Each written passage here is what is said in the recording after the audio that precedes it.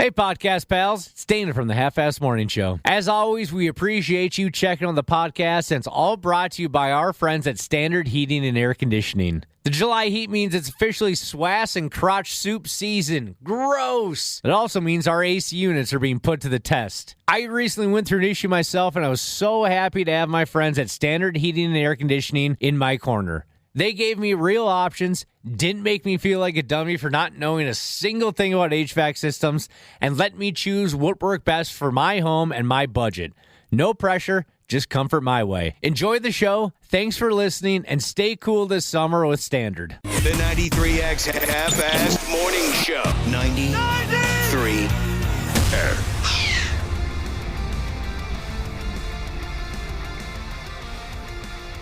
That couldn't have happened to a nicer group of people.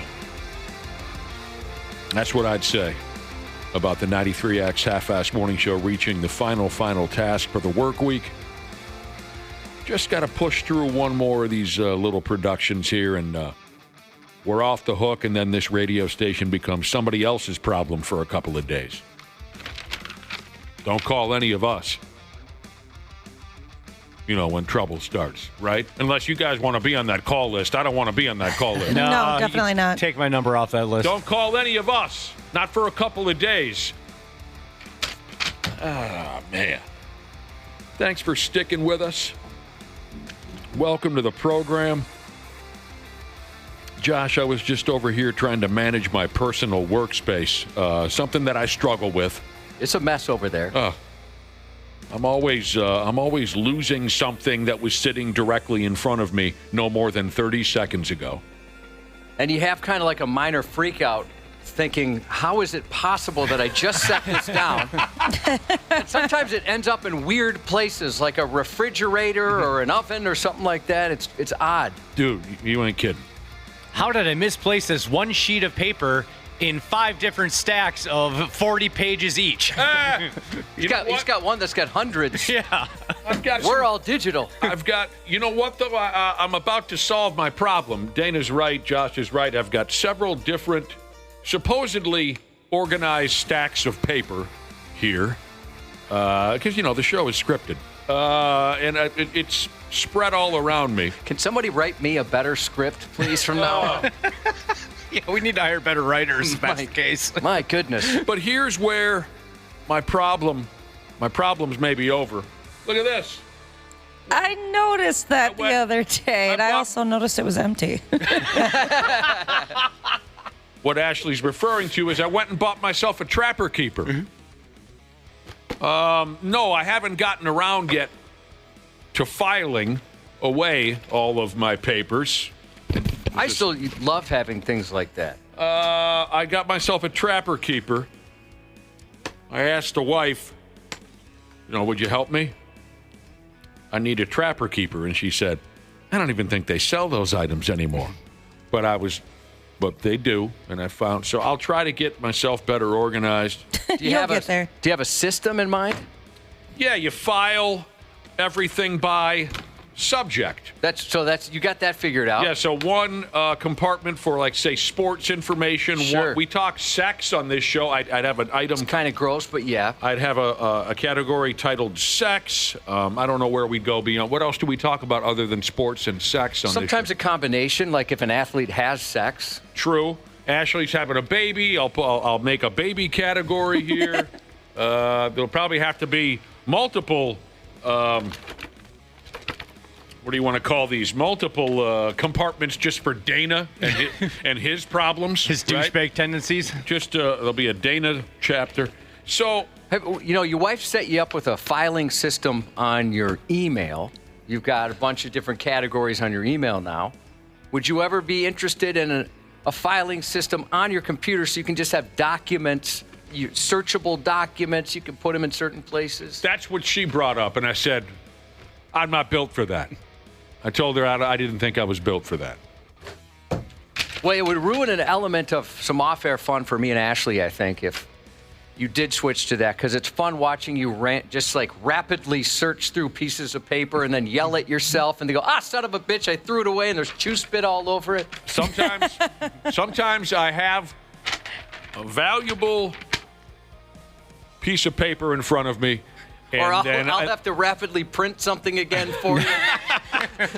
But see, I can just search through the file super quick and print it for you. I know you're the best. And yes, good suggestion. My wife made the same suggestion. She said, every other swinging D on planet Earth just uses their computer to organize these things. And I said, I wasn't wired for that.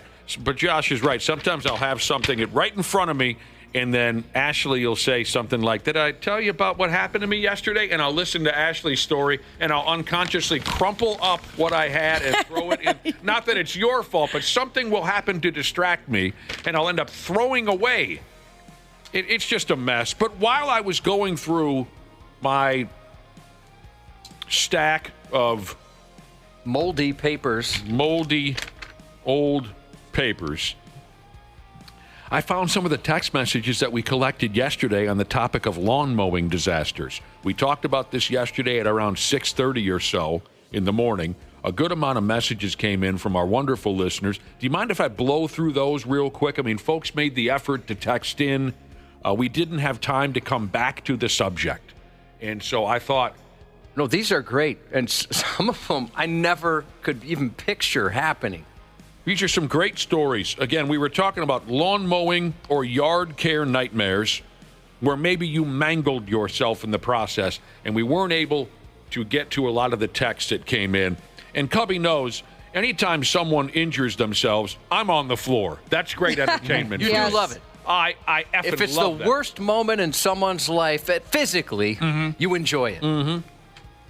You've mentioned many times, people might say, well, what's your favorite memory of the radio? Would it be, interviewing one of your heroes like David Coverdale of Whitesnake? And I'd say, absolutely. My God. And you'd have to say, no. It was watching a guy pass a kidney stone live on air. Right. Not a guest or anything. We didn't have... No hero you met, a childhood hero. No, it was just a dude that worked here at the time.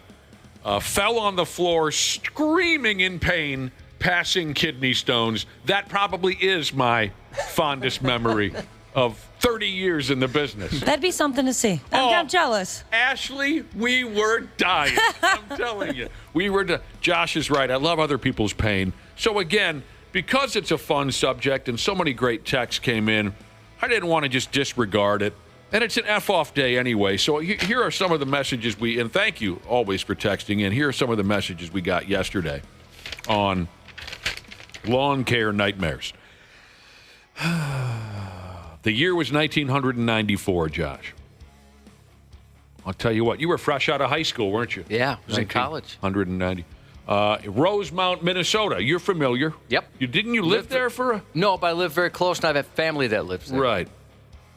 One of our listeners was on the large tower. That's not the word. I should know this. Everyone in Minnesota should know how to say this, and I blew it. Our listener was on a large Toro mower.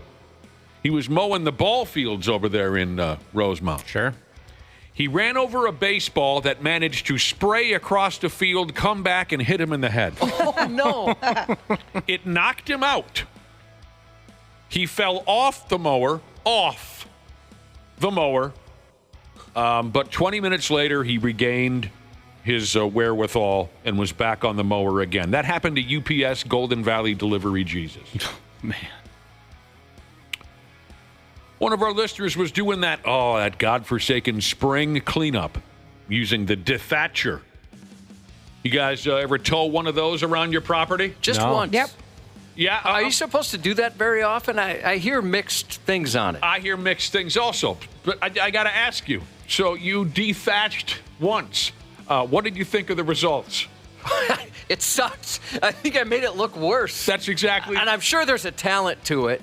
But, when I mowed lawns, we didn't have anything that fancy. It was just kind of like basic stuff. Hell no. There's nothing like that. Like, it's funny. Sometimes people are like, hey, how do I improve this over here, whatever? And I had absolutely no idea. I'm like, I don't know. I can make it shorter than it is if you want. Yeah. But that's about as far as I go. The reason I ask you about your one experience with the dethatcher is I've had one for 4 or 5 years. Oh, you own one? And I've never used it. I rented one, and maybe that had something to do with it. It was the world's worst piece of equipment of all time. It was so bad. I've never used it because I hear so many I hear just as many bad stories about using a dethatcher as I do good ones. So picture this. Every friggin' year in the spring, I hook the pig up to the back of my lawnmower, and I stare at it for a while, and then I say, no, and I unhook it and put it back. Just because I'm afraid from hearing all the bad stories. Now, I absolutely know what a dethatcher is, but I'm guessing there's somebody listening right now that doesn't. So can you explain to them what a dethatcher is? It's just for those people. Not me, I know. You know, of course you know. Yeah, I'm well aware. I'm well versed in dethatchers. It's like And I'm imagining you're probably going to be so bored with this description because of how well you know what a dethatcher is. So if you guys can make the description quick, that'd be great because I'm the master. But I'll go as fast as I can. Yeah. Can I start with a simple question? Mm-hmm. Are you familiar with the term thatch? Yeah.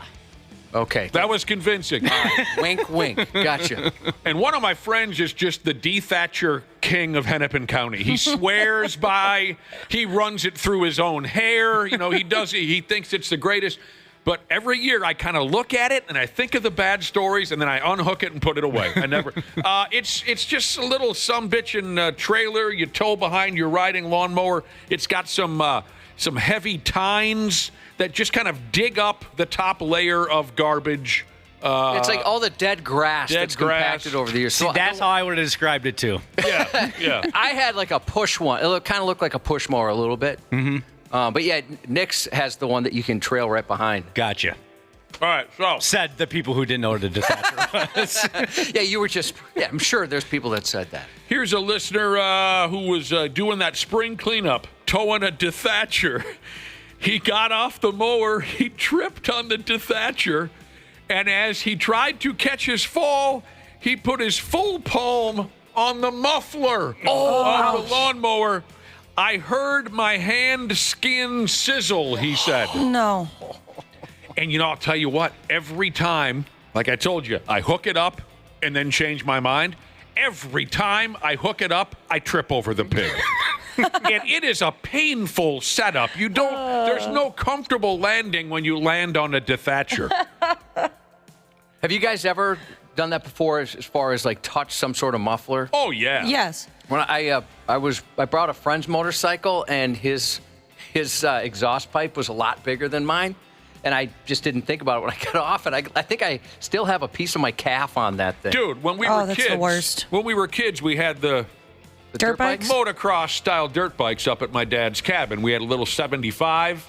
We had a couple of 125s. We used to do all kinds of hell raising on those. Every time we got them out, which was about 4 times a day when we were teenage kids, I would find a way to melt some part of my body on the damn muffler. When I was really little, I think maybe like 3 or 4 years old, my mom left the lawnmower unattended for a little bit. She turned it off, but she just used it so it was still hot. And I guess I went over there and decided to step and sit on the lawnmower. She said she's never heard a scream like... On the muffler, you mean? No, just on top of the mower. Oh, I see. You sat on top of... I was picturing a rider. You're talking about a push mower. Yes. You sat on top of the mower. She said that was the worst scream she's ever heard. Luckily, my neighbor at the time, she was an ER nurse. She also heard me scream. So she ran over, picked me up, and threw me into a kiddie pool full of cold water right away to try to get the burning to calm down. Did you burn your little hiney? Yeah, and she actually nursed me back to health. She was awesome. She would come over like every week and change my bandages and do whatever she did to my skin, and I don't have any scars because of it. I'll be dipped. She saved your butt skin. Yeah, shout out to Bev. Here's a guy in 1989 who fell off a riding lawnmower. This is before they had the automatic shutoff, and the blades cut off one of his legs for him. Oh, man. Oh, That is awful. dude, He rolled it over, and it cut off one of his legs for him. All right, so some of this stuff is dark. Coming up here? Well, no, like that one, like too. that one, Yeah, yes, that was Josh. dark, Yeah. yeah. Oh, wow. Push mower. My push mower grabbed the dog chain that was on the lawn. Oh, no. My push mower grabbed the dog chain. The mower blades whipped the chain around at about 300 miles an hour until it crashed into my ankle. No! And it ended up getting his ankle anyway. I can't imagine. Have you guys ever, like, hit your shin bone on a trailer hitch? Of course. Yes, the worst. Why does that hurt so bad? I mentioned this before, but somebody had one here on the back. I think it was like a Ford Escort. And I was enraged. I thought, who puts that on the back? As if it was their fault that I'm the idiot that cranked into that. Yeah, it was a Dodge Omni or something that had a trailer. No reason for there to be unless, I don't know what you're pulling, a canoe? It's so dark in that front parking lot. I never saw it. I never expected it. And at first, my natural reaction, of course, was to be upset at that person instead of myself. We're rolling through some of these lawn care disasters that our listeners texted in yesterday because they're such great friggin' storytellers, and some of it is dark and terrible, and I love that kind of thing. It's that time of year. I was mowing. Here's a sumbitch cubby who works as a lawnmower man for a living. I was mowing a customer's yard, and I sucked up a dead rabbit and plastered bunny guts all over their siding. I like that. I have a friend, I was mowing with him, and he mowed over a bird's nest, and that was rough. Oh. That was their feathers and gore everywhere. I still remember being a young kid pushing my folks' mower around, and I mowed over the top of a little baby bunny nest. Now, I did not suck up any of the bunnies, but I just kind of, when I pushed forward, I exposed them. You know, they were covered up by this or that. And to this day, Ashley, I still remember the absolute unmitigated terror in the eyes of those baby bunnies. But I didn't harm, what's the word I'm looking for? Harm any of them, luckily. Oh, thank God. I must have just missed them enough to where the suction didn't. But I'll never forget them looking at me as if they were saying, "Please don't kill us." Oh, I would never forgive myself. And I think I took like a bunch of weeds and brush and kind of covered them back up again. Oh, that's so sweet. And then I cried my eyes out. Okay, what else? Speaking of crying, I left a part out of the story of my buddy running over the birds. Yeah. It gets darker. Yeah. So he started crying, and part of that was because there was a couple that needed to be put out of their misery. Oh, God. He grabbed a big boulder, and he was standing there, like, starting to cry, saying, I'm sorry, and then smush. Oh, my gosh. He did the right thing. Oh, yeah. I wouldn't be able to do that. I just wouldn't. That would make it even worse. Yes, you would be able to. Yeah, they were bad. I don't think I could do that myself. I would have to call in reinforcements. I would have to wait until someone got home from work.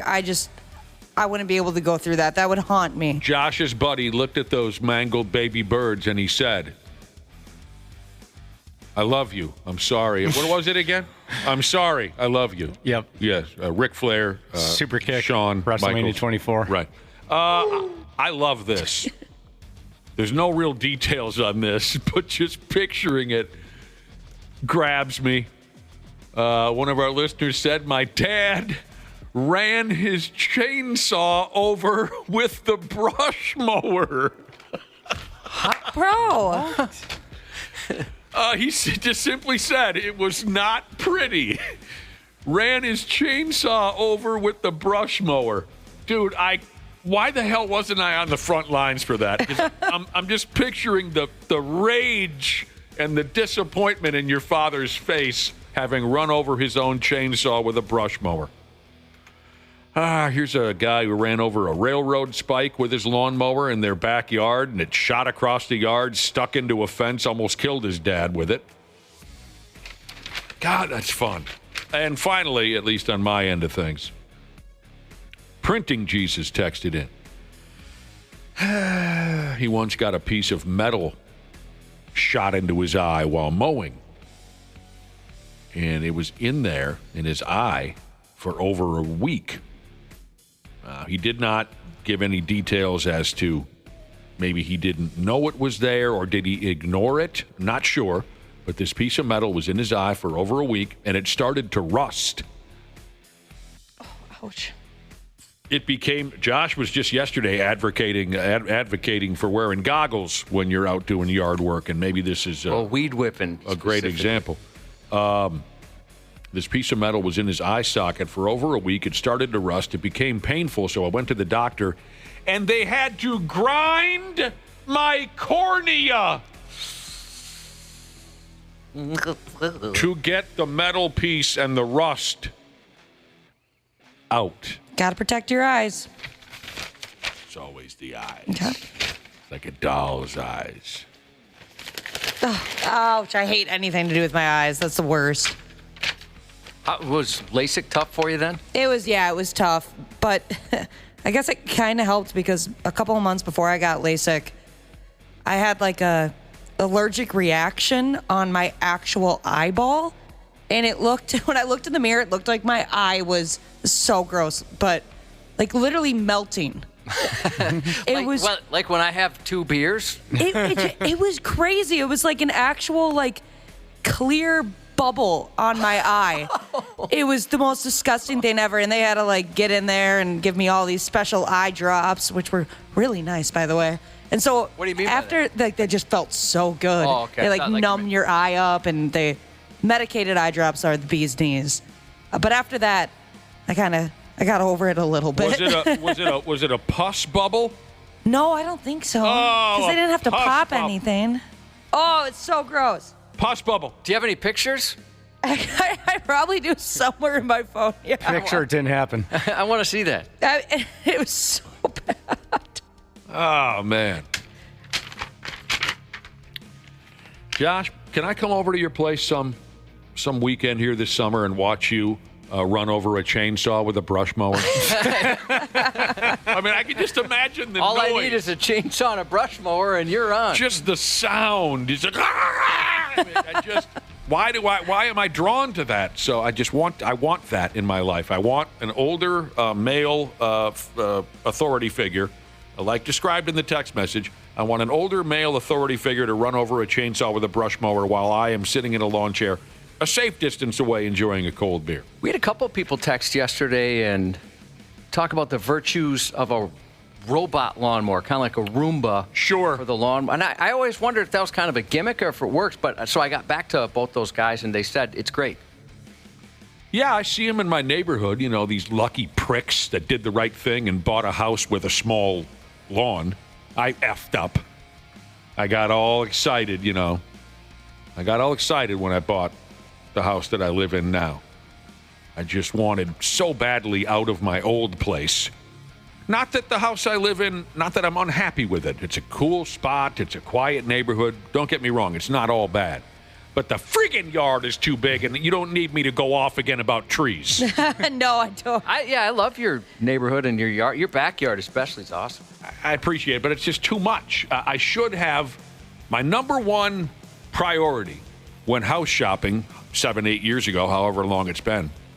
I should have told the realtor, I should have said my first concern is I want a teeny tiny, a little, a yard so small you can barely even see it from across the street. But no, I went and bought this house with a big. Anyway, where was I going with this? I have no idea where I was going with this. Yes. In my neighborhood, there are people who did the right thing and bought houses with teeny tiny yards. And they, Josh, as you brought up a couple minutes ago, they used those little Roomba robot mowers. And they're a lot of fun to watch. They appear to be doing the job of a regular mower. So maybe one day I'll be in a situation where buying one of those would make sense. Yeah, I wonder can you rent one of those things? Maybe you could rent one and see how good it is. You can rent just about anything. Some of them look really cool. And where is the homeowner at the time? For Christ's sake, they could be out of town. Yeah. You can program them to run around the yard and mow up all the... But they're not going to look out for baby rabbits, I bet. I bet there's no microchip in that Roomba vacuum that tells it to look out for baby rabbits. No way. Yeah, what about dog turds? Is there like a dog turd function where you can avoid that? I think it gobbles them right up. Oh. In its robot mouth. Oh, here we go. You pick them up, you drop them, Jesus. Get some goats. We have. There's some people in the neighborhood right across from us. They've got a huge lawn, and they rent goats every year. They do? Yeah. Oh, wow. There's like a sign from the company. It's like, hey, we rent out goats. I had some goats, but they don't stop. That's the problem, is that they'll eat the grass, but they don't understand what length you want it. And then so they'll go to town. And then when you're not looking, they'll begin to eat the sleeve off of your shirt. Seriously, they eat everything. They'll eat your children. If you're not careful, they'll eat babies. Yeah, when my dad retired from truck driving, he was sitting around one day wondering what he was going to do with himself, and then Big Al came over, and the two of them started talking about maybe starting a business together, and that's what they were going to do, Josh. They were going to buy goats and create a new lawn service for the neighborhood. But they never went through with it because the both of them are lazy beer drinkers. Well, they're out there. Yeah. All right. There we go. We're wrapping her up this week. Today will be our final. You know, Randy Shaver will swing by, this and that. We just hope to have some laughs and make it as quick and painless as possible. So we'll take a little break, Ski. I'll organize myself over here, all my papers, and my new Trapper Keeper.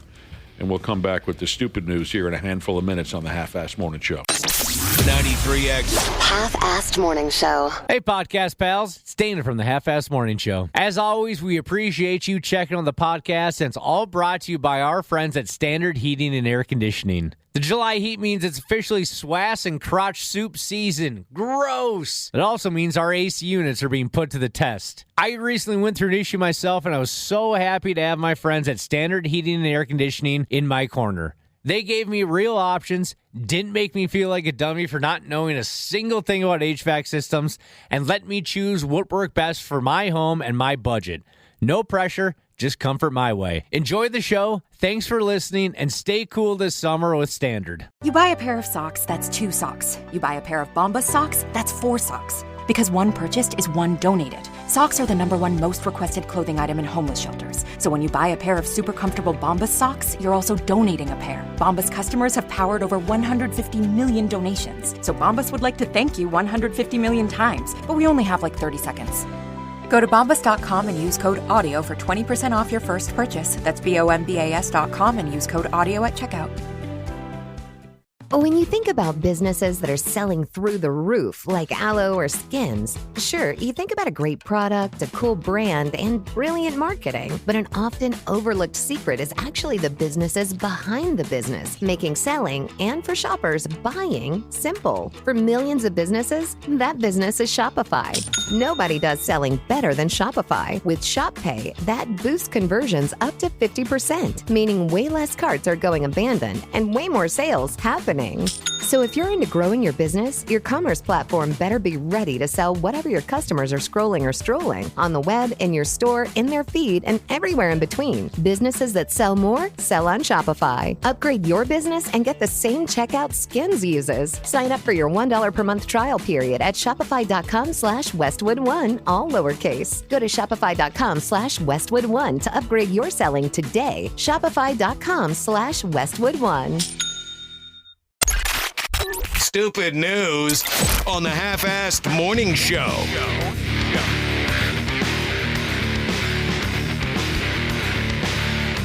I hear you. All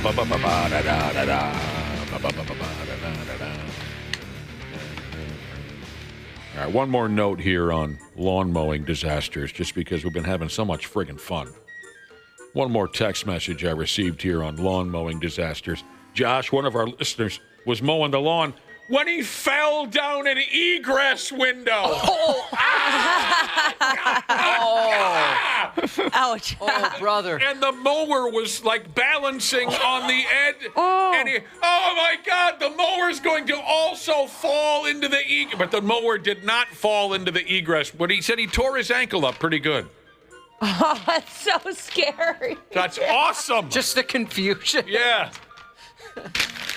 You're just staring at the mower from down there. Oh, my God. Blades are spinning. Was it booby trapped? Put some branches over it? It's teetering just on the edge of the egress, and you're at the bottom of the egress window. Oh, that's awesome. All right. On a separate side note, Wisco's fattest grandma texted in this morning. Now we're talking. That's what I was thinking. I believe it's fastest, Grandma. That's what I thought. I didn't.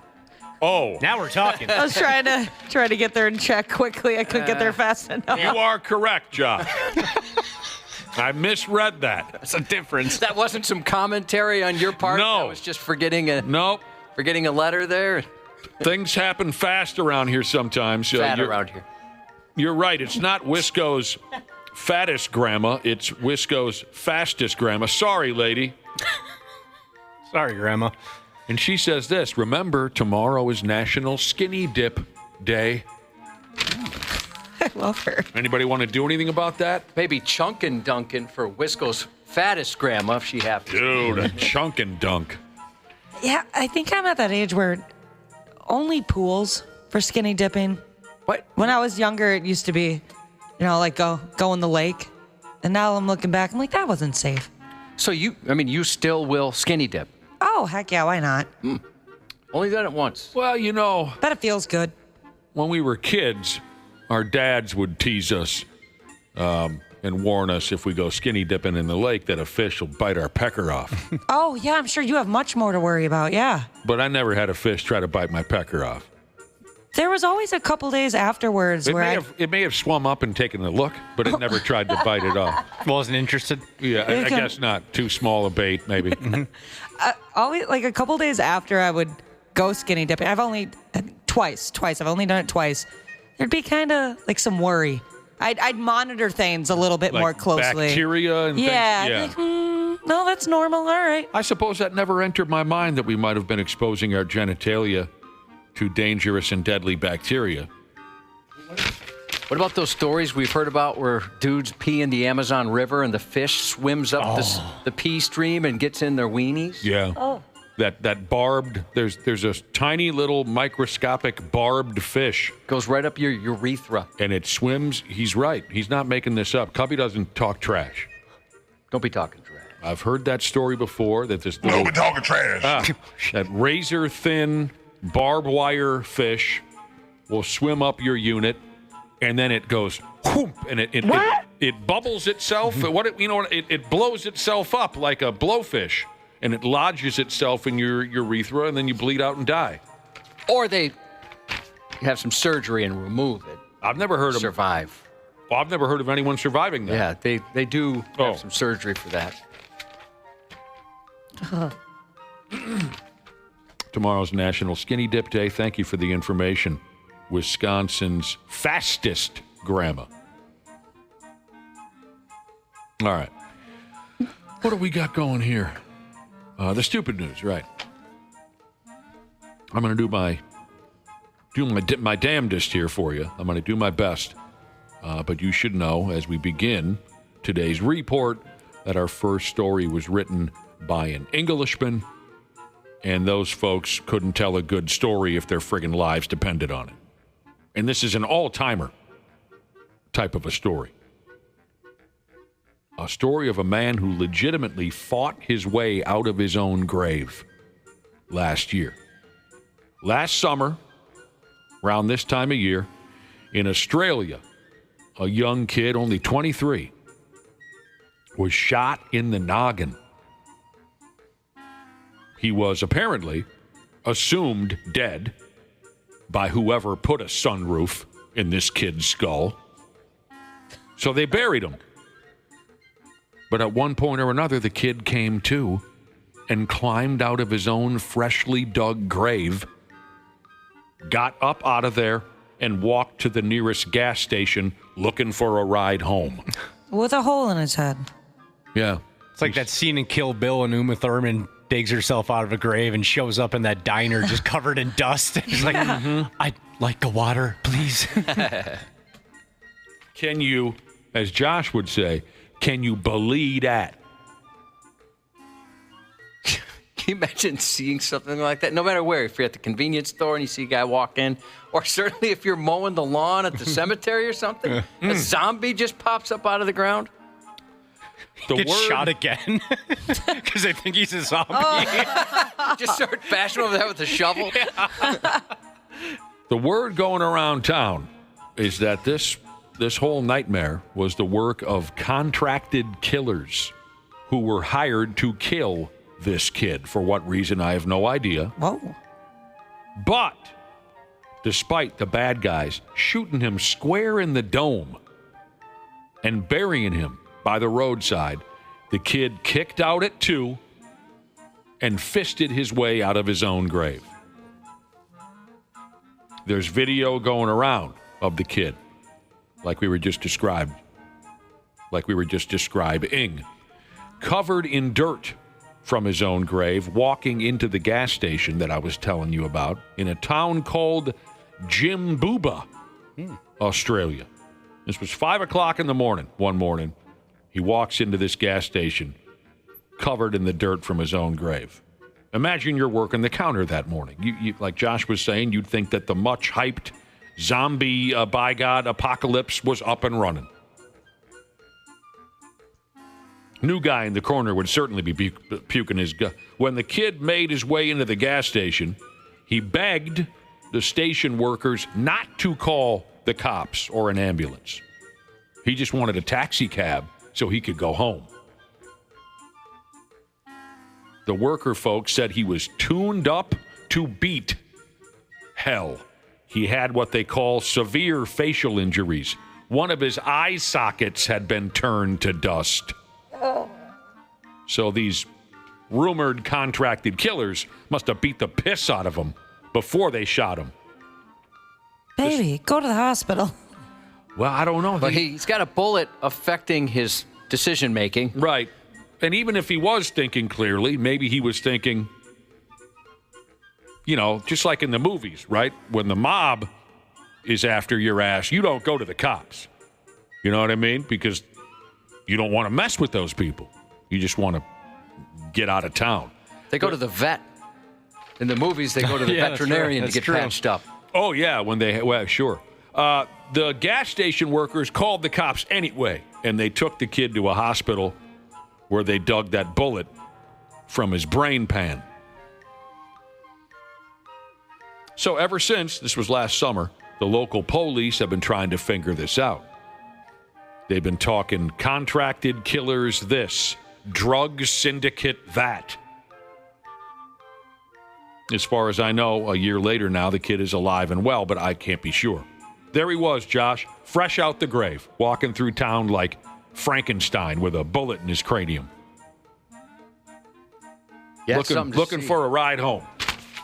In the video, he kind of has a look on his face like, ouch. Or his posture, I should say posture because his face is blurred, but his posture just says, this really hurts.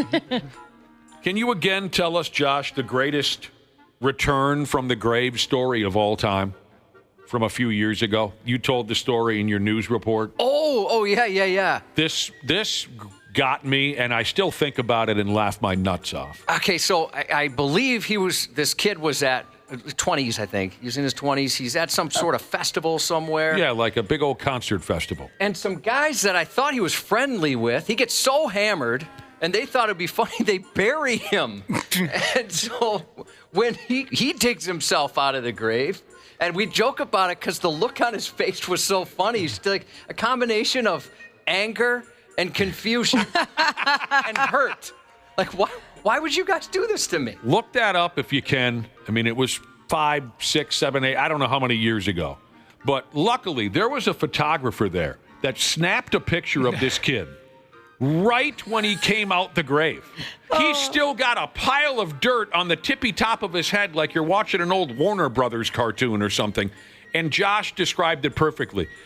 He's just woken up from this drunken stupor where his friends legitimately buried him. And he has a look on his face as if he's wondering, what in the living hell just happened to me? Why me? Which one of y'all buried me? Just the hurt on his face, too. Come on, guys, that's too far. Yeah, and there's like a tinge of annoyance too. I was just trying to enjoy my night. Oh, man. Okay, people are texting in about this buried alive story we just told. Someone texted in to say, I'm not saying that's a fake story, but don't they drain your fluids before burial? This wasn't a proper burial. This was a contract killing, according to the story, where a kid got shot in the head and was buried by the folks who killed him, like on the roadside. This wasn't. That's my fault. No, it's not your fault. I explained it. No, you did. I just mean I threw the graveyard out there just saying, can you imagine if you're mowing a graveyard and you see a guy come out? Yeah. No, this was... I made that I didn't mean to. I was just saying how insane that would be to see something like that. This wasn't your loved ones in their best clothes standing next to a proper burial. This was being buried on the spot after someone shoots you in the skull. He probably had to dig his own grave. Maybe he did. Oh, wow, yeah. That's true. I wonder how many contract kills you have before you realize, well, why am I digging this grave? Right. The victim should dig the grave. Every time that happens in a movie or a TV show, I think there's no way. I wouldn't be able to. I would die from trying to dig the grave. The boys in Goodfellas got a little cooked once or twice. Especially after Tommy shot Spider. Everyone at the card table was saying, look, I'm not going to dig the hole this time. And Tommy said, I'll dig the hole. Give me a shovel. What do you want? I'll do it. All right, the folks at Apple, the cell phone and computer people, or whatever they do. Did I get it right, Josh? You got it. Apparently, the folks at Apple are trying to better manage you people who like to send Jack and or Jill off videos back and forth using that FaceTime gimmick. If you're one of these people, like you go out of town and you send your boyfriend a Jill off video, or the two of you I don't understand these things. FaceTime, the two of you are talking live, right? Yes. And you can see each other on your cell phones. Correct. So if you're the type of couple that like to watch each other masturbate over this FaceTime, there's a rumor rolling through town that Apple's latest gimmick, something called the iOS 26 update. Are you dialed into this, Josh? Yeah, I'm aware. You are? If you sign up for the iOS 26 update, it will include a feature that detects if you are having phone sex over FaceTime. Don't like that. So what it'll do now, Ashley, it won't get in your way too much, I don't think. What it'll do, once you haul out your gear and start pulling on it for your boyfriend or your girlfriend, side piece, husband, wife, doesn't matter, whatever the combination might be. Once you haul out your genitalia and start touching it, it'll pause your camera and a warning screen will pop up that says, you may be showing something sensitive. If you feel uncomfortable, you should end the call. Zoom should do that. I mean, how many stories during the pandemic did we read about somebody having a business meeting and they forgot that their camera was on? Right. So it'll give you a little heads up saying, you may be showing something sensitive. If you feel uncomfortable, you should end the call. And then there'll be two buttons for you to choose from. One will say resume audio and video, meaning I'm cool with this. I want to go ahead and masturbate on FaceTime for my boyfriend. The other option will be end call. So it's supposed to be like a new security feature. I guess, it's good to be safe, but also what kind of software are you using to be able to tell that's what I'm doing on my phone? It's fancy, feels like an invasion of privacy, you know what I mean? Well, they claim it's all on your phone, right? Versus like it goes up to the cloud and somebody's at Apple is watching. Right. It's not as if some dude in his 40s that works at Apple is watching your... That's what they say. Like Josh explained, it's triggered by a robot or something. Oh, okay. Like It'd be a bummer. Phone-based software. Phone-based software, he says. It'd be a bummer if it did it... Like, say you're just doing your face, and then you turn the camera to downstairs and it gives you the warning. Then you go back to your face, and then back to downstairs, and you get another warning. So then the whole time you're just clicking like, yes, I'm safe. Yes, I'm safe. Yes, I'm safe. Or what if it thinks your face kind of looks like a vagina? Wouldn't that be insulting? Or a butt? Yeah. Because they already have the blur feature on there, right? As far if you get a photo, I use that. So, because I mentioned before, I've got a particular buddy that likes to send disgusting things. We talked about prolapses yesterday. That's something he sent. So now it's all blurred, so I win. Do you have to turn that on? Yes. Oh, okay. I was going to say I don't have that feature. But... Yeah, it's not on. Well, I turned it on, but so I don't know if he update if it's on just by its own. But, Okay. But So by the way, you can once you say you can turn this feature on and off as well. They're claiming, Oh, yeah, all right. you can turn it on and off, Skis. and they haven't said that it's default yet. So you might have to turn it on purpose. But is that one of the first things you guys think of when someone says they have a long distance relationship? Yes. Oh, 100%. Okay, good. I want to make sure I'm not insane. Oh, that 100%. It's probably one of the first three things I think of is, they're masturbating for each other online. A lot. Yeah, I guess I don't think of that instantly, but you're very likely correct. You have to have a lot of phone sex if your girlfriend is in. I'll just grab this out of nowhere. If your girlfriend is in London. Yeah. And you live in Minnesota. And you live in Minnesota and you Yeah, work like- for 93X. And it's like your second girlfriend in London, That's crazy. Wow. hypothetically. The luck. Wow. 2 girlfriends in London. All right, so yeah, like Josh was saying, there is a place in your device's settings where you can turn this content warning on or off. So it doesn't always have to be a C block or a clam slam if this is something that you do regularly. Yeah, that would kill the vibe. Can you imagine, too, if you're like, all right, just so you know, things might pause because I'm about to show you my penis. And what if your phone doesn't consider it a penis? Just thinks it's like a tip of a pinky or something like that. Your phone That's says, a button. Recognize it as what a penis should be. your phone says, no, thank you, I don't smoke cigarettes. So a lot of people have been asking Apple about this new gimmick, and they have not commented yet, probably because they're busy masturbating to all of our masturbation videos. Yeah, someone's seen them somewhere. Well, and imagine just having to program that in to their software, right? Yeah. So it detects it. Well, like Here's people, all the wieners. like people always say, if you're going to take a picture of your vagina or your other vagina or your penis or whatever you're carrying around, if you take a picture of it and send it to somebody, just know it's likely going to be everywhere. Yeah. Right? Isn't that the slogan? I'm close. I'm close That's to this. exactly right. Right. I assume the same with any text whatsoever, but especially something like that. I need to really get better. It's been like a worry this past week. It's happened twice where people have been looking over my shoulder when I'm trying to find a photo that I want to show them. I really need to get better at putting like unsafe pictures in a different folder because, I mean, it gets really sketchy. I'm convinced that the 2 people that were looking over my shoulder definitely saw my boobs. Oh, yeah? There's no chance they didn't. People here? I can't remember where I don't think it was here. No. Oh, okay. Yeah, I don't have that worry, but I know you've mentioned it, Nick's mentioned it, a few people have. You're like, don't go left or right. Right. Yeah. You let someone else hang on to your phone for a minute and you warn them instantly. Because they want to look at a picture or something. You say, go ahead, look at the picture, but don't you friggin' dare swipe one way or the other. I need to get one of those. Unless you want to puke. I need to get one of those cool things. Have you ever, I don't know, do you guys have it where if somebody tries to look at your phone, all they see is like black? It's just a black Like screen. a screen protector type? Yeah, I need Kind of that like an kind of ATM thing. where you can't see it from the side. Yes, but to be honest, every time somebody has that, in my head, I'm like, oh, I bet you got nudes on there, and that's why you have that. There's got to be some good stuff on there. I'll tell you what.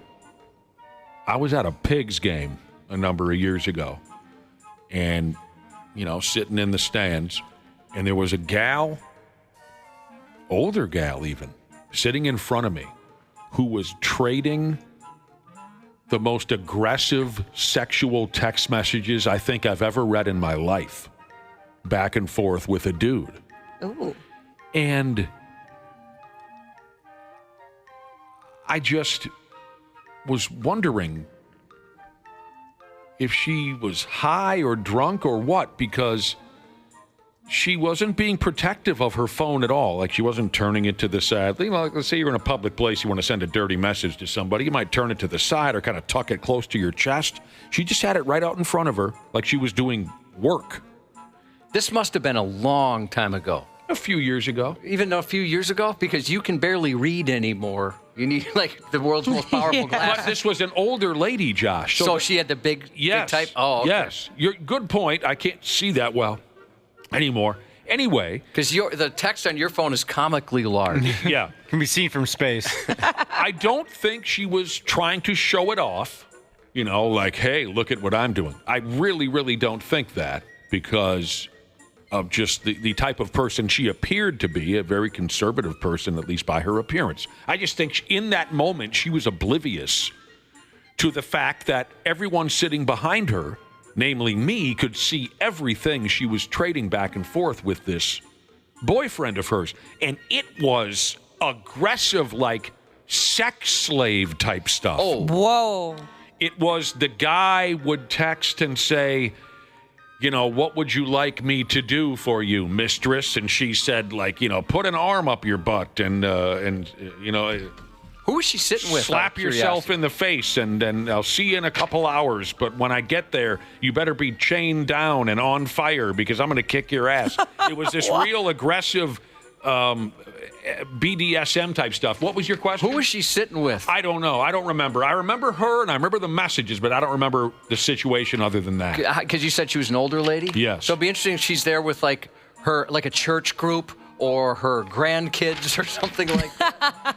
I'm curious who she's comfortable being around sending that kind of In that moment, Josh, she and I were the only two people on Earth. It's beautiful. I was very interested, and I felt a little bad, but I couldn't help it. It was so interesting. She was commanding this slave of hers to do certain things while she was at the game, but then she'll be there after the game to beat him to within an inch of his life. I'd like to know, speaking of an inch, I'd like to know if other people have had as much trouble taking a picture of their D as I did. There's only one time that anybody ever said, hey, send me something in return. Oh, God. Yeah, I know. I'm sorry to put that image in your head. It was just, I had to go through a lot of different tries and lighting and angles and stuff to make it look decent, because otherwise it's I was trying to find perspective. Yeah. If I could just blow up a skyline picture and shrink it and shrink it and shrink it to make mine look bigger. You were worried about lighting and angle and shadows. Yeah. And it took a long time to get it right. Josh uses one of those little mini Coke cans to make it look like it was a full-size Coke can. Exactly. You must have been deeply, deeply ashamed of yourself after you sent that picture. Oh, God, yeah. And I thought, what have I done? Yeah. What if this is shared? Was this the wife or a No, friend I was of your way wife? before her. One of your wife's friends? Nope. You would be stressed out more today because pictures are so dumb. It's all about the videos now. Well, yeah, this was back in the day. Yeah. No, if I get pissed off if I get a picture. What are you doing? Send a video. Anybody else have that much trouble, or you just snap it and go? Just snap and move on. It's been a process before. Yeah. Yeah. You like to get the right angle, but we're just naturally more critical too. So. Oh, God, whenever my wife and I take a little picture, like when you're on vacation together, let's take a picture, right? Like we did last week in wherever the hell we were, Wyoming. We have to take 11 of them. Yep, absolutely. Because she goes, nope, that one sucks. I look stupid. Nope, that one sucks. You can see my wrinkles or whatever. Nope, that one sucks. My eyes were closed. Nope, that one sucks. You end up standing there for 20 minutes to take one picture. Yep. I can only imagine what it's like when the vagina comes out. Nope. Oh, yeah. No, it looks tired. Nope, it looks... It's rough. You got to have, like Josh was saying, correct lighting. Oh, I saw a hair there that I could have removed. No, I don't want to. I'm not using that one. All right, I hate to dwell on this forever and ever and ever and ever, but this is a fun subject, trading sexy pictures back and forth. So I just have one more story on the subject. This was quite a few years ago where we were very, very, very drunk at my house, me and a pack of gals and a pack of dudes. And one of my dude friends' phone just keeps blowing up over and over and over again. And 2 o'clock in the morning kind of a thing. We've been drinking all day and all night. And what he's receiving are filthy pictures from a gal he was throwing into the weeds up north, right? We finally said, dude, don't be a selfish a-hole. Let's see some of these pictures. So he's showing us she's in the shower, she's on the bed, she's hanging from a sex swing. This gal's just bombing him with incredible porno pictures. And knowing how drunk this guy was and being the pricks that we are, we said, hey, dude, what are you doing? And he says, what do you mean? And we said, well, you got to give some of this back. If you don't send her something, she's going to think of you as just the most selfish sumbitch in town. You got to send her something. Yeah. Okay, he says. So I said, we were all out on my patio. I said, go ahead, go into the house, whatever you got to do. Take some pictures. Send them back to her. You didn't even think about this? No. You got to go in there and take some pictures. He goes in there, for Christ's sake, he's in my house for 45 minutes. I understand. He comes back Did he go all the way? Good question. He comes back in, he sits down, he doesn't say a word. So we all say, well, what happened? Did you send her some pictures? No. So what are you talking about? Why? I couldn't quite get it going. It's a lot of pressure. 45 minutes. Yeah. No. He's just in there, just tearing at it like his life depended on it. He couldn't get it. We've been drinking for 16, 17 hours. Well, and he knows everyone is aware of what he's got going on. Oh, he didn't care about that. Would that. add some pressure. He didn't care about that. He just simply couldn't get it going. We can all relate to that. Oh, yeah. Especially after an all-day drinking session. Do you still believe in the slogan you taught us many, many years ago, Ashley? A picture a day keeps the hose away. Do you still believe in that? Absolutely. That's why my phone is so dangerous. There's too many pictures. It has changed a little bit since I've started putting on weight, you know. You haven't put on weight. You just have a baby growing in. Yeah, that's changed a little bit. All right, speaking of drinking, some idiot in Northern California. Northern California, where the girls are warm. What the hell song is that? Is that Take It Easy by the Eagles? I can't remember. I'm the wrong guy for lyrics. Guy was driving around California all over the road.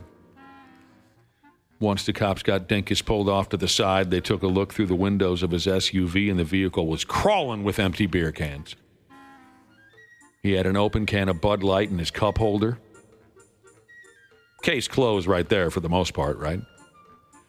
But the cops, made him spit into one of those breathalyzers. He was more than 3 times the legal limit because you got to take it to the limit. They arrested him for drunk driving. He was also driving around on a suspended license, blah, blah, blah. Here you go. Here's the fun part. The police lined up all the empty beer cans that he had in his vehicle up onto the hood of his car. And the final tally was 73 full-on drained cans of Diet Budweiser. Wow. 73 empty cans of Diet Budweiser. 7 of them were 25-ounce tall boys. That's a hell of a shift right there. Who is this guy, Wade Boggs? Sports on the 93X Half-Assed Morning Show. And as soon as we get done, his rocket ship's right outside left field. He's going to take off to the moon. Who are you guys talking about? Trevor, I can assure you that you booting a ball that comes down to you is not going to be the most embarrassing thing that happens to you. It is you wearing that helmet. Yeah, the boys were having fun on the Twins broadcast a couple nights ago. Trevor Plouffe went down the third baseline to act as the ball boy, and they made him put on that oversized double flap batting helmet. I think so.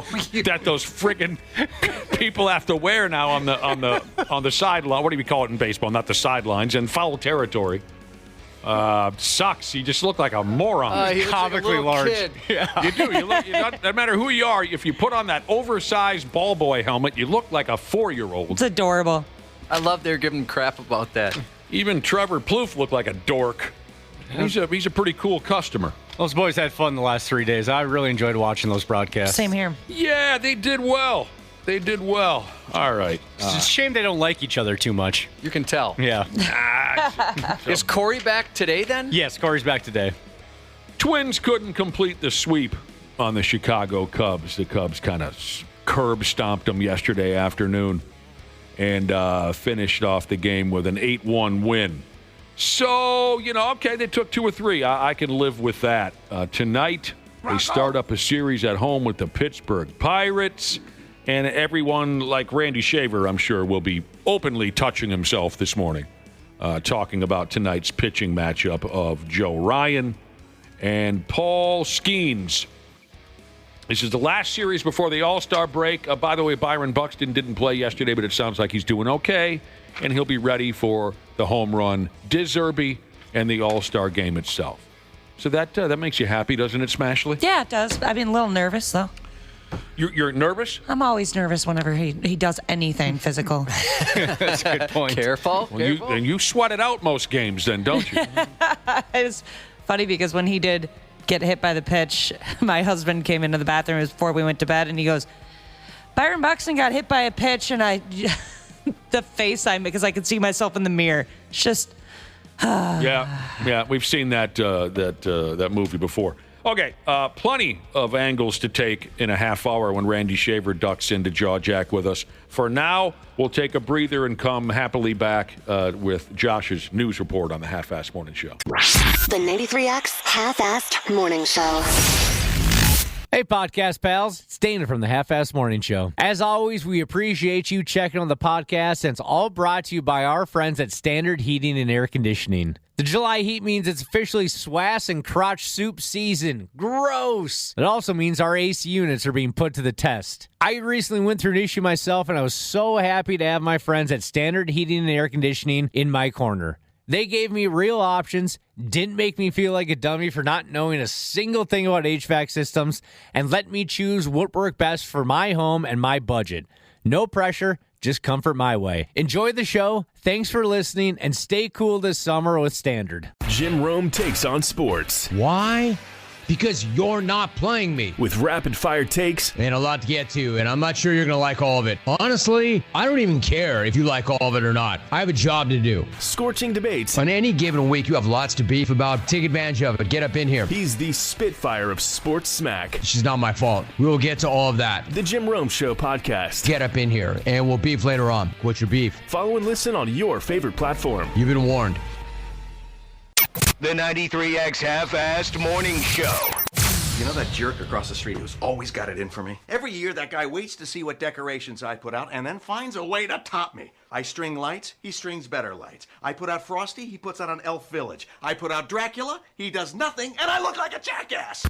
93X. What we do is we buy homes generally that are dilapidated, abandoned, no one's living in them. And so what we do is we buy these properties, we fix up these homes, and they're affordable housing. Billboards popping up around Cleveland are getting plenty of attention, but not in a good way. Messages like, yes, I buy crack houses, and your house is trash, I'll pay cash, have some neighbors feeling pithed. Why he picked, yes, I buy crack houses, we don't know, but it's in poor taste, one insulted neighbor said. The man behind the signs, 56-year-old John Williams, said he's investing in rundown properties to help improve struggling neighborhoods. When you have a headline, when you mention crack houses or abandoned houses, it gets attention, it brings attention to the issue, and it also brings in leads, which we could acquire these properties that are just sitting there, and it's a big win for everyone. Big win for everyone, Josh. Not everyone's buying it. Cleveland City Council President Blaine Griffin says the billboards are disrespectful to the community, and he wants them taken down immediately. Well, it worked. But he's gotten he's gotten national attention for it, certainly. This is what he was going for. And the neighbor's like, what are you saying, man? Yeah. There's a bunch of crack houses around here? I don't live in a crack house. Someone's saying over there, then they look between the couch cushions. Oh, my God, there's crack right there. In my house. Yeah. Typically, it's the person without pants on who gets money thrown at him. But in Marion County, Florida, things went a little backwards. An early morning encounter between a deputy and a 44-year-old man involved a flare gun, flying cash, and as often happens in cases like these, an unfortunate lack of clothing. Just after 4 a.m. Tuesday, deputies responded to reports of a man walking down the highway. That man, identified as Jacob Caldwell, greeted the responding patrol car by firing a flare gun directly at it. Jesus. And then things got weird.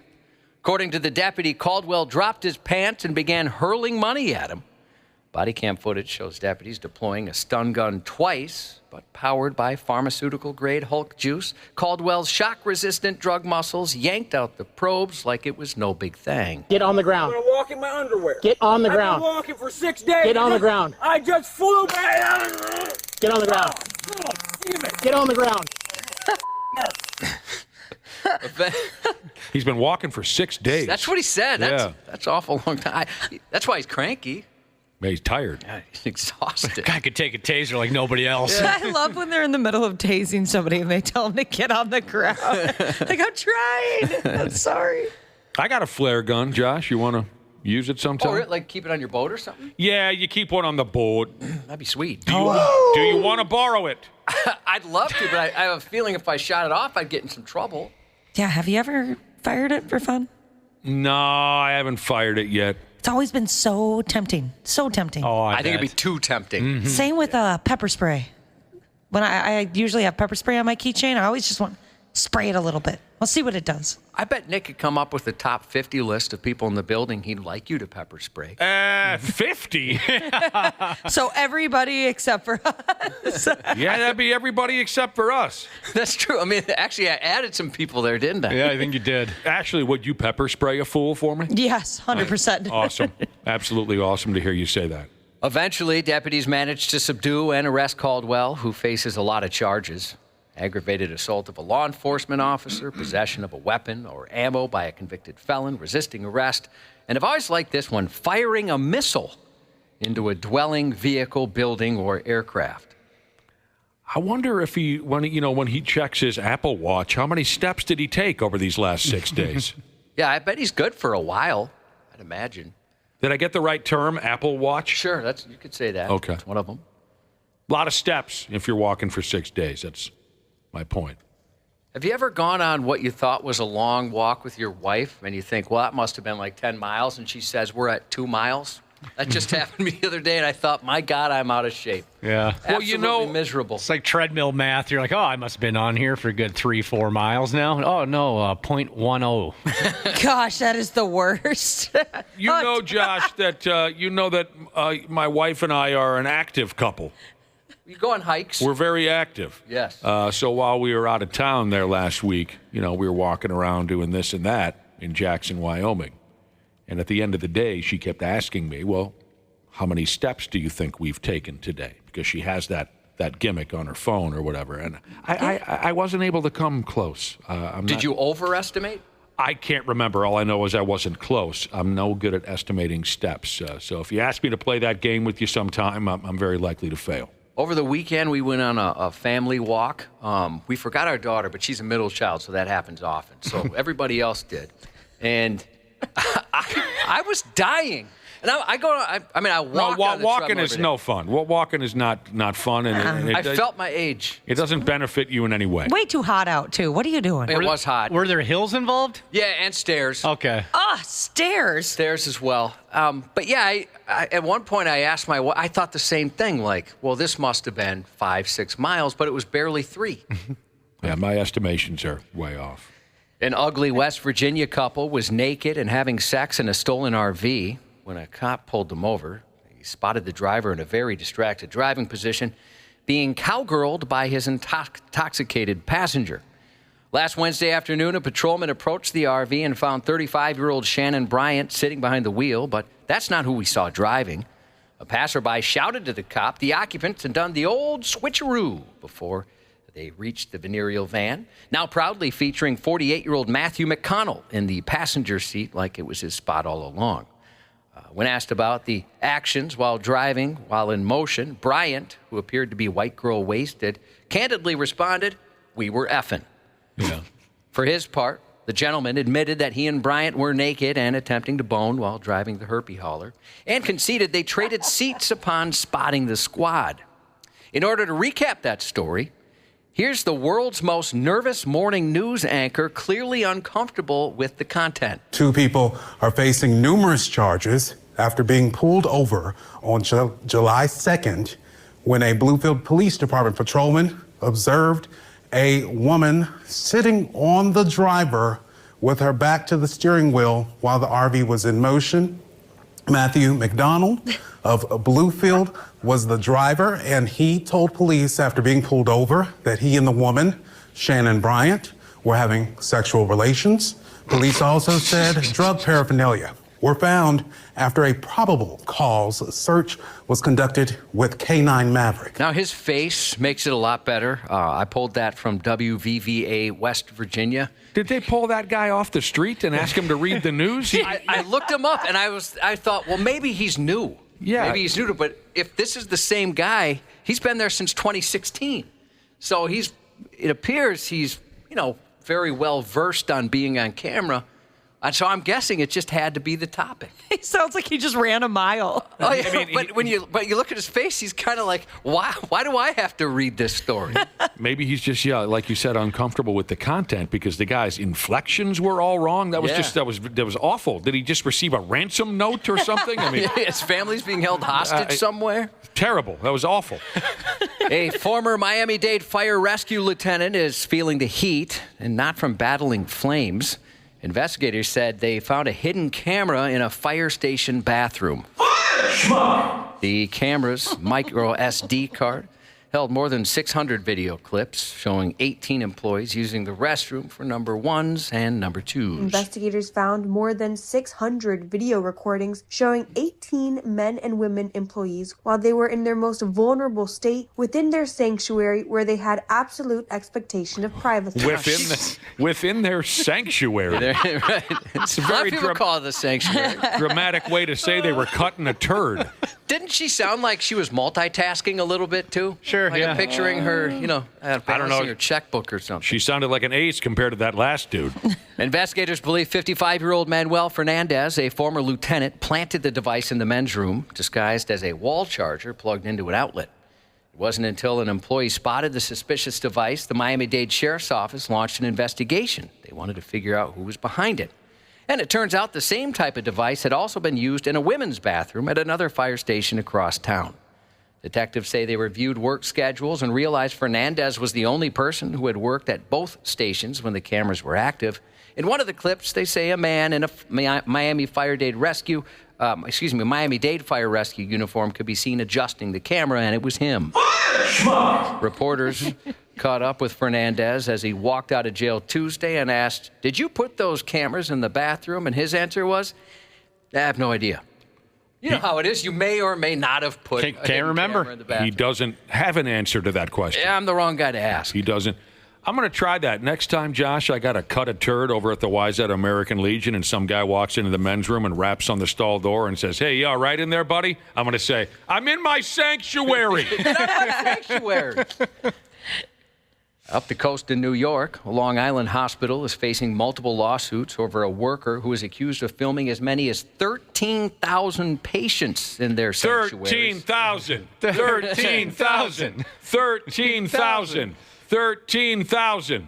The 47-year-old was busted for secret recordings he shot with a camera disguised as a smoke detector in 9 bathrooms at 2 facilities. People really like watching other people go potty, don't they? It appears that way. And again, we've mentioned this many times. There's folks that'll let you do it. I'm happy to. Hand them a little money, they'll let you watch them go potty all day. A hoarding Louisianan is accused of using a business credit card to spend thousands on unauthorized purchases on OnlyFans and Fansly. Detectives with the Shreveport Police Department were looking for 37-year-old Matthew Allen, accused of racking up nearly $7,000 on the platforms with a business card. "You literally can't make this stuff up," police wrote on Facebook. "Let's just say his taste and expenses raised more than a few eyebrows," they wrote. The investigation uncovered nearly $49,000 in stolen funds, largely dedicated to the pursuit of browser-based boners. Police asked the public for help finding him, which the public did. Once he knew he was caught, he turned himself in to authorities last week. He must have really fallen in love. Yeah, I mean, he steals 49 grand and 7,000 of that goes to those websites. He really was in love. Wow, that's insane. Nobody likes a line cutter. Oh, dude, I hate line cutters. The worst. 1991 AC/DC Razor's Edge Tour. Ticket on sale. Dayton's, Minnetonka, Minnesota. We ran into the worst line cutter ever, Josh. You know what's worse than a line cutter? A throat cutter.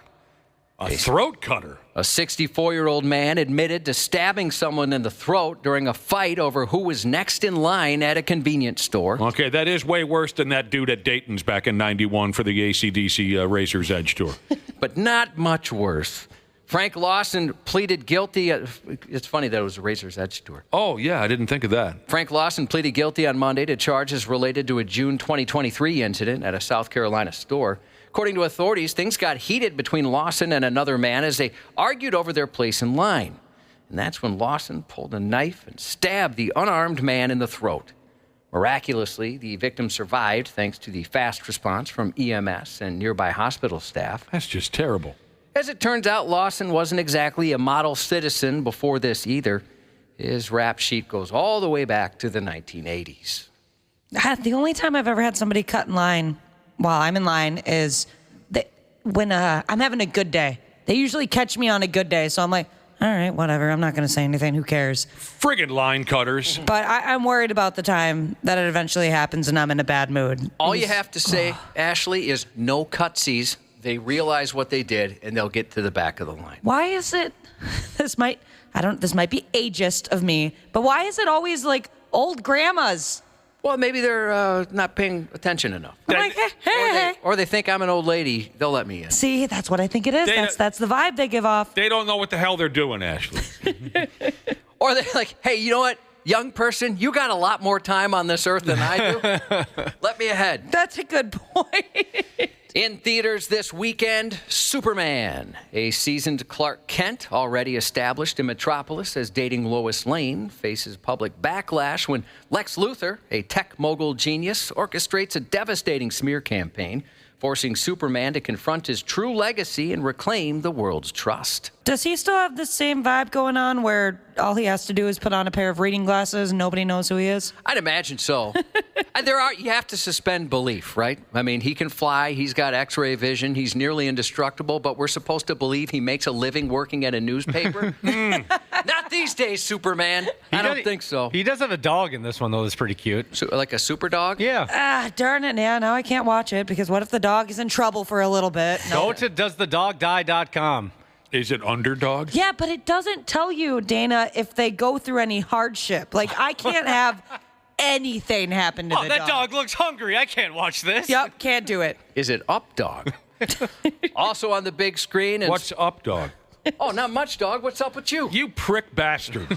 Also on the big screen, inspired by true events, Sovereign follows a radicalized father-son duo, Nick Offerman's Jerry and Jacob Tremblay's Joe, who after embracing the sovereign citizen movement and hitting the road running fringe debt relief seminars, they spiral into a deadly standoff with local police chief specifically played by Dennis Quaid.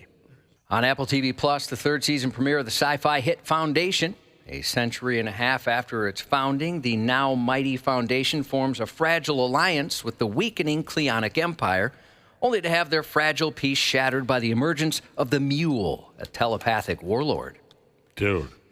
On Peacock, the streaming premiere of Drop, about a single mom being terrorized during a first date as she receives anonymous airdrops from someone threatening to kill her son. What the hell is going on out there? Streaming on Paramount Plus this Sunday, the season premiere of a new Dexter sequel called Dexter Resurrection. Waking up from a coma weeks after being shot by his own son, Harrison, a guilt-racked Dexter Morgan journeys from upstate New York to the streets of Manhattan to track down his missing son, only to find old allies like Angel Batista closing in, new serial killers to hunt, and a dark evolution of his own moral code. Also Sunday on MGM Plus, The Institute, based on the Stephen King novel. When 12-year-old genius Luke Ellis is kidnapped, he awakens at The Institute, a facility full of children who possess unusual abilities. Sunday's debut is the first of an 8-episode season. How far do you think my brain can take me? Across the room, maybe? Maybe across the room? Happy 5th birthday to the greatest daughter in the world, Keels from Dad, Group Cakes. Happy birthday to Nora, turning the big 02 today from Dad. And happy 12th anniversary tomorrow to medical device shipping Jesus and his smoking hot wife. That's 93X News.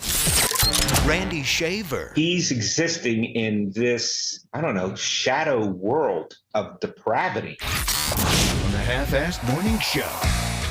Swing and a high fly ball. Will struck right field. That's back and it's gone. He's done it again. Pico Armstrong is second of the day, and it is all Cubs here in Minneapolis, 7-1.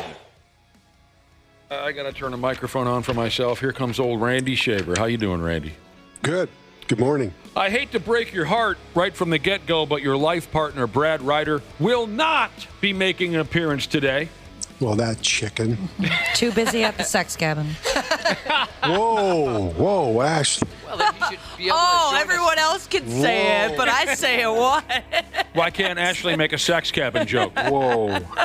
Nah, here's what he tells us. He tells us he's got to go to the doctor. Uh-oh. Yeah. Is he okay? Just a checkup. Just a check. He's All just right. getting the things squeezed. He's gonna have to cough and bend over. Yeah, checking some lumps and whatnot. The things that guys our age do on a regular basis. You know what? That's a good thing. You know, guys are they need to be better at getting an annual physical. So Yes, sir. That's a good thing. Just had one yesterday. You did. Oh, how'd that go? Oh, it was easy. He's here.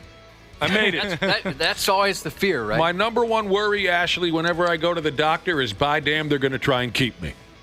Yeah. But no, I busted out of there. We have to take a physical every year, Randy Shaver, right? Yes, sir. Did you have to do that at Care 11? Did they make you take a physical every No.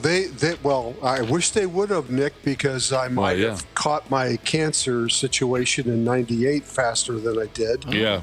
But no, they'd never made that mandatory. It is here, yeah. Is it really? Well, that's a really good thing. I'm sorry. I know people don't like to go to the doctor. I know especially men, but to make that part of your, I guess, work employment is probably not a bad thing. I wish I could skip out on it this year because I've been to the doctor so much. Yeah. Well, can't this count? Right. I'm about to be a weekly visitor coming up here. It probably wasn't necessary for you. You've been in and out of the doctor ever since you got knocked up. Yeah. I felt that way from like 1990, end of 1998 through about 2000. I'd had enough doctors and needles to last me for a lifetime. You knew your way around every hospital in town. I knew my way around Abbott Northwestern, yes, for sure.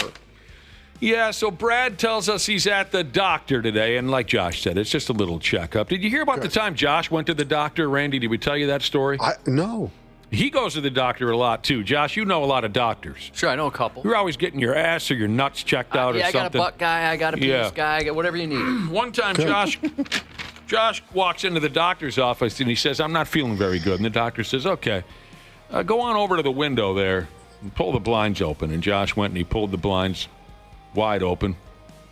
And the doctor said to Josh, take down your pants and underwears. Put your ass up against the window. And Josh, he did. Doctor's orders, right, Josh? Well, I'm not the expert. He went to school. Josh took down his pants and his underwears. He put his ass up against the glass. And the doctor said, just spread your cheeks a little bit. And Josh, okay. So Josh spreaded them. And after a couple minutes, Josh said, I'm not sure how this is supposed to help me feel better. And the doctor says, no, it doesn't. I hate my next door neighbor.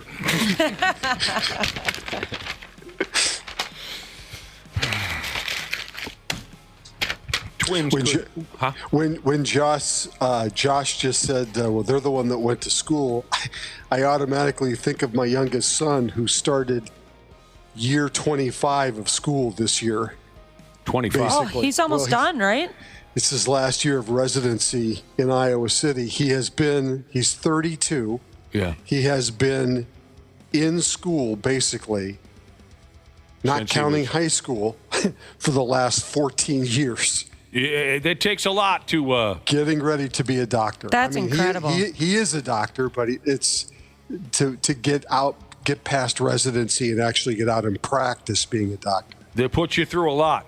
It is an amazing, amazing journey. And I don't know if we really take into consideration the time and the effort that these people put in, but it is daunting, the things that they do to prepare themselves to be a doctor. It's crazy. Well, they better be good. Did your experience with all the doctors kind of inspire him, maybe? He did.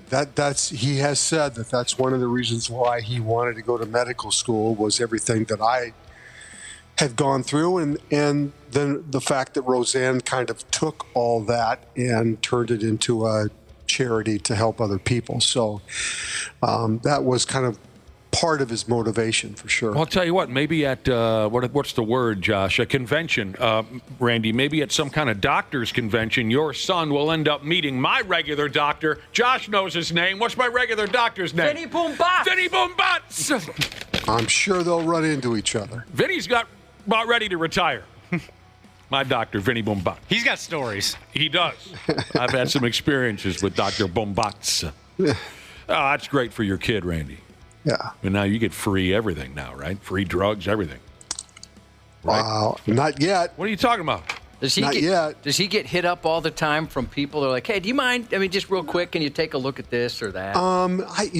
We've done that to Dr. P. All the time. Yeah, just a couple days ago. That's a great resource to have. I'm sure that he will much more once he ends up coming back here to the cities, but I don't think within our family group, I know my wife takes advantage of having him in the house. Can you look at this mole? Can you look at this kind of thing? So, yeah. Yeah, that'd be so clutch to have that. I dated a pharmacist, and she would get questions about drugs and different interactions with different things all the time. I'll look at your moles for nothing. I will. Call me next time you want someone to look at your mole. Oh, man. Yeah, you'll get free everything from here on out. It's like a friggin'... Randy Shaver's finally above the law. His son is a damn doctor. You know what I found out yesterday at the work-required physical, Josh? This is a little something for the ladies out there. You know what I found out yesterday? I'm still 5'10". Oh, that's good. Nice. You're not shrinking yet. I've been shrinking. Yeah, I thought I was shrinking, but I'm still 5'10". Have you had other body parts change? Oh, without a doubt. Yeah, my body parts are changing. Yeah, me too. They are. Yeah. I'm shrinking. You're lucky, though. My wife's shrinking, too, so that kind of works. Last year, I was 5'9.5". Oh, so you're growing. Yeah. Oh, growth spurt. Yeah, somebody's been drinking their milk. No, I was kind of surprised to hear that. The gal said 5'10". I said, no kidding. I thought I was shorter than Did you have your shoes on? No, they made me take my shoes off, and maybe all the dead skin on the bottom of my feet is... Oh, yeah. That's been accumulating. You know, a lot of people, Randy, are saying very nice things via text about how great that is. You know, and they're very proud of your son, and they recognize the work it takes to get to where he is, except for Marathon Jesus, who wants to remind us all, yeah, that's impressive, but Doogie Howser was a doctor by age 14. Well, that was so rare they did that documentary series about it. Right. I used to love that show. So did I. I did too. You know, it just inspired others, Josh. He just inspired others. I wonder how many doctors that did become doctors because of Doogie Howser. Doogie Howser. Yeah. Makes they credit Top Gun with getting folks into the military. They bring that up all the time. Yeah. And I mean, Maverick, Doogie, both equal levels of cool. I guess I don't think of Doogie Howser as that inspirational movie or television show the way you might say about Top Gun. And can I be honest with you and take you a little bit behind the curtain? Yes. As I brought the topic up, I realized how stupid that was. I should have thought about it for a split second before I said it. Can I tell you something, one more little something or another about my doctor's office visit yesterday for the annual physical? My regular doctor, again, Vinny Boom Bust, he was busy yesterday, so I had to go see some rando doctor just to get this out of the way. I really liked the guy, though. I did. He was a nice guy, very clear and informative and all that, easy to talk to. But what I noticed about the guy, he ain't got time for me to run my yap for too long. He's a busy guy. Twice during our conversation, he did this to me, Josh. So I think the first question he asked me, okay, because I did have a conversation with him about my heart condition. I do have a heart palpitation condition. I've had it since I was 20 years old. I've taken medication for it, this and that. There have been some new developments in my condition, and so I was asking him about that. And he said, his question for me was, would you say that it's gotten worse over the last year? And I said, probably, I wouldn't say it's gotten worse. it's just been about the same over the last year. It hasn't improved. And I said, for example, and he goes, yeah, I got it. I've had that kind of thing happen before. Yeah, and I just thought, okay, this guy ain't got time for too much jaw-jacking. And then later on in the conversation, he just out of courtesy, I think, he asked me, hey, what do you do for a living? I said, well, I work at a radio station. He said, oh, yeah, what do you do over there? Oh, we got a morning show. What do you guys talk about in the morning show? And I said, well, we talk a little bit of, sports, but we also do a lot of, humor-based this and that, and sometimes and he goes, got it, I got it.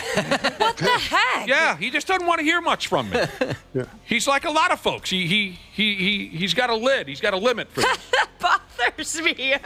Dude. I know what you're saying. saying. What's your problem? I can understand cutting off the work conversation, but when you're trying to explain your heart condition to a doctor and have him basically shush you. I know there's a limit on this. I know there's a limit. He just made it very clear to me. If we only had better insurance, you could have just struck up a relationship with that guy. Right. I've had a neurologist, so over the pandemic, when you're doing the Zoom meetings and whatnot with the doctors, he was typing as we were talking, and I thought he was taking notes. He was completely not paying any attention to what was going on. He was writing a love letter to his pen pal in prison or something? It happened on 2 separate occasions where I'm like, he's writing emails or he's playing solitaire or something like that. You could test him. He'd be like, and I recently grew a second penis. Okay, yep. UPS Golden Valley delivery driver, Jesus, said that the television show King of Queens made him want to be a UPS driver. I love that show. I've yet to watch it. Well, I like a couple of the characters on that show, but that Kevin James, I just want to kick him in the balls. Maybe that's a little dramatic, but I just saw. I'm not a big fan. It's a little bit. The Kevin James guy, he's just not funny. But Are you just mad because you wanted his wife? Yeah. His wife was very funny and very attractive. No, Carrie, right? Yeah, Kevin James sucked, but Ben Stiller's dad and that little sawed-off comic with the drug problem that we met years ago was also very funny on the show. Ben Stiller's dad's name was Jerry. Jerry Stiller. So good. Hilarious. There's a little. Maybe he didn't have a drug problem, but Patton Oswalt? he acted like it when we met him years ago. Are you talking about Patton Oswalt? Oswalt? I don't know if he's ever had a problem, but I'm joking, but he acted like he was on drugs when we met him. Talk about a guy that had no interest in hearing from someone. He seemed to me like he was on drugs. I think he can be really funny, but yeah, he was definitely not interested. All right, the Twins couldn't sweep the Cubs yesterday, Randy. PCA, man. What does PCA stand for? Pete Crow Armstrong. Oh. Yeah, what did he do? Went 3 for 4 with a couple of dongs. Yeah.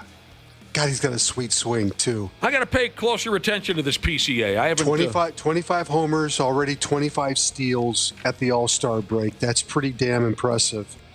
The guys were talking about him last night on the broadcast about how he started the season with Chicago batting like, the bottom of the order, basically, and had just worked his way right into, the cleanup spot just because of the way he's been playing. So Cubs won 8-1. Chris Paddock didn't have much luck out there on the this weekend, though, Randy. And they couldn't hit Rhea either. I mean, I thought the Cubs pitcher. He was good. He was really good. And he's, he's a good pitcher, but he's not anything overpowering or, he pitched in Milwaukee before he came over to Chicago. And, honestly, nothing special. Mm-hmm. But the Twins just didn't have it last night at the plate. Randy, are you wearing sweatpants for easy access? I am not, but there's always a chance for easy access. You know what? I've actually, not to veer off course at all, but I've always wondered, are you wearing jeans at this time in the morning? No. All right, cool. You just seem like the type to, when you wake up, you throw on jeans. Only and tuck in his t-shirt. Yeah. Yes, Grandpa. Thanks. No. You seem like the type. I just can't imagine you unkept, I guess. Well, I'm unkept normally. If I have somewhere to go as soon as I'm off the radio, then I will be dressed better, but no. Well, what do you have on right now? A pair of pajama pants and a tank top? T-shirts and I guess you'd call them sleepy shorts, things you wear to bed. A little sleepy. Ashley, I am that type, and I catch hell in my own home. To put your jeans on, like when you get out of bed? I put jeans on when I get out of bed every day of my life. Oh my gosh. Or cargo pants. If it's a little warmer out, then I turn to cargo pants. But yeah, I get grief for not having relaxed wear or whatever people call it. I don't wear pajama pants, sweatpants, shorts. I wish I had that ambition. There's nothing better, Nick, than those easy wear clothes. Oh, see, I'm most comfortable in a pair of jeans. Really? Wow. Yeah. My jeans are halfway off when I'm walking up to the front steps of the door. I don't believe in that pajama stuff. That's what kids do. So I put on. I kind of make a rule in the summertime not to wear jeans, especially when I was working at Care. If I'm not working, I'm not wearing jeans. I'm wearing shorts. I haven't put on a pair of shorts in over 2 years. I'm an assless chaps guy. Always been something for me. You know what? I knew that too, Josh. Everybody behind me does. I kind of figured I was now a couple, 3-4 years ago. I decided, maybe it was more than that, 4 or 5 years ago. I decided I'm too old for shorts. What? Yeah. How could you be too old for shorts? But not too old for cutoff T-shirts? No. That is interesting. I don't understand why you think you're too old for shorts. I don't know, but it's a decision that I made, and I'm sticking to it. No shorts. Well, you know what? My dad was that way. Yeah. My dad played golf in jeans. Yeah. Yeah, he just was not interested in wearing. I don't think he even owned a pair of shorts. Here's a text. What are your thoughts on jorts, jean shorts? Oh, no. I'll tell you my thoughts. I can't believe that I ever actually wore them, but I did in the mid-'90s. I would wear jean shorts. And they were very popular, though. They were very Yes, they were. And I've seen old pictures of myself wearing jean shorts, and it's just horrible. Horrible. Is this true? All chaps are assless? Yes. Anytime we bring up assless chaps, people make that text It's message. the same friggin' thing. Whenever we say hot water heater, someone has to text in and say it's just a water heater. Josh, just eliminate them from your text message. That's less funny, though. Yeah. Assless chaps is a funnier thing to say. Yeah, the word assless is just funny in general. Well, shoot. Now joke ruined. Just ignore those people for the rest of your life. I wear jeans if it's a dressy occasion in the summer. I just think grown folks should wear jeans. The reason I asked whether or not you're wearing sweats for easy access, Randy Shaver, is because tonight is the night where Joe Ryan faces Paul Skeens in Game 1 of the Pirates series over there at Target Field.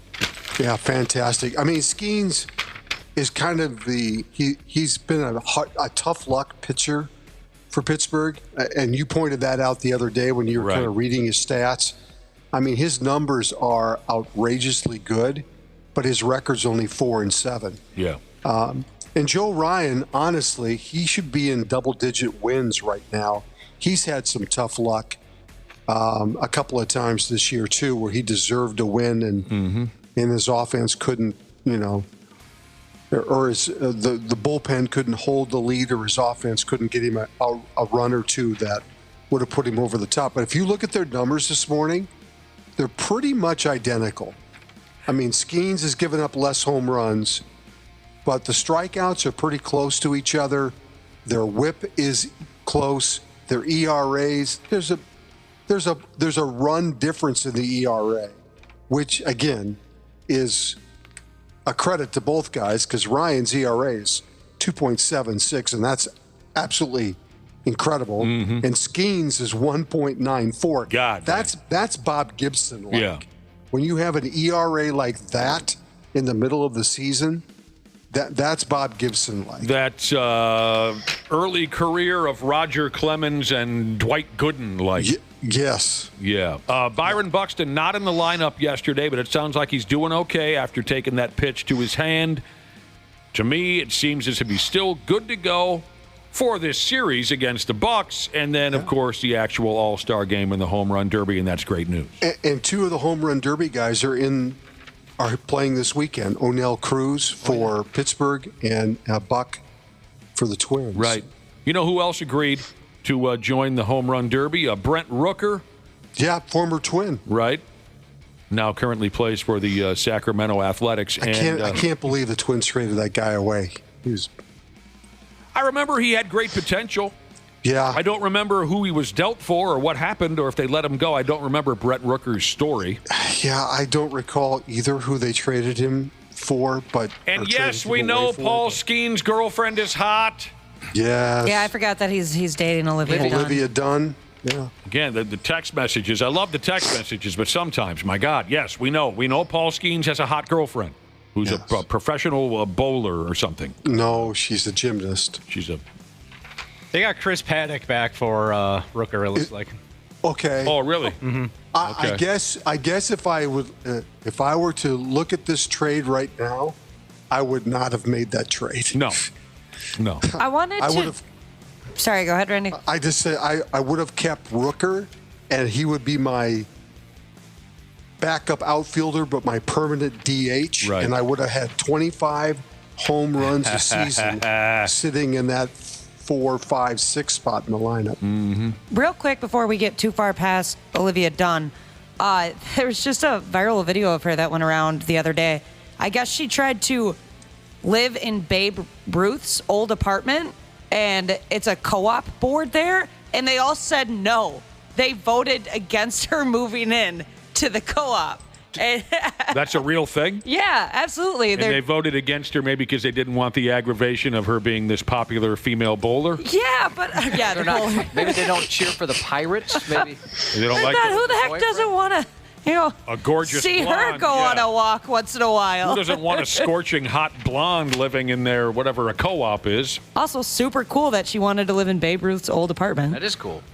Jazz Chisholm of the New York Yankees has also added his name to this home run derby. So there, and we can talk about that on Monday.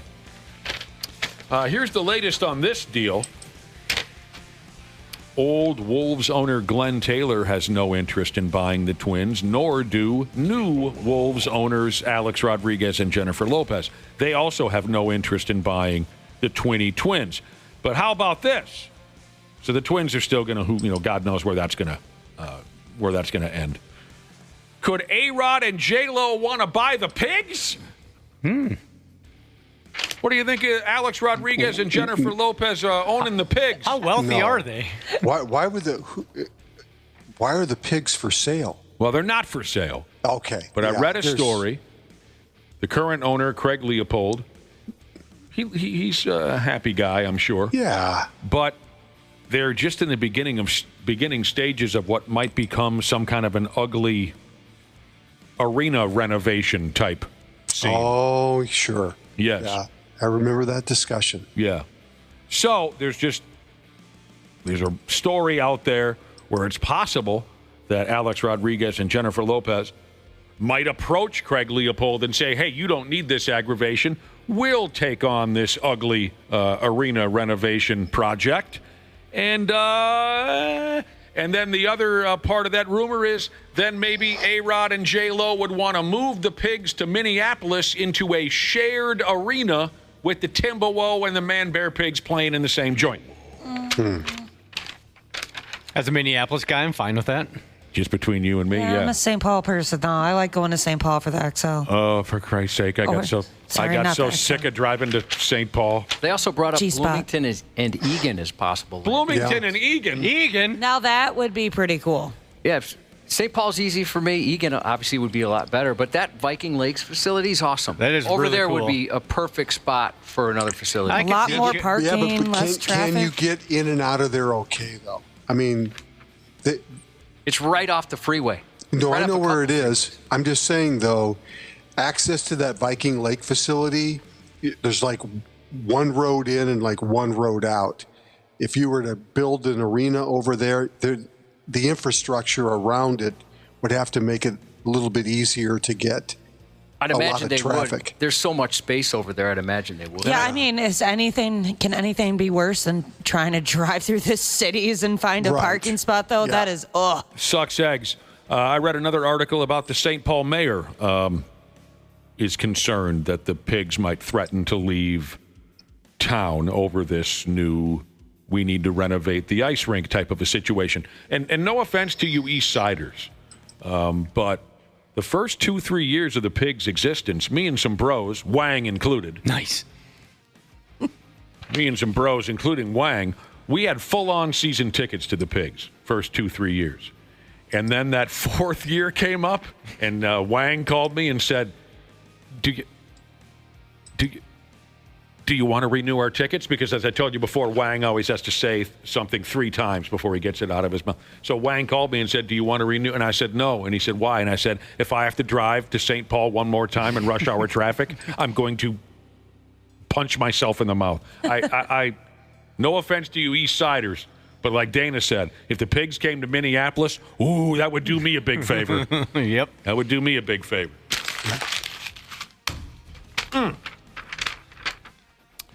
What is this? Let's see here. No, that doesn't matter. Oh, here it is, Randy Shaver. I told you.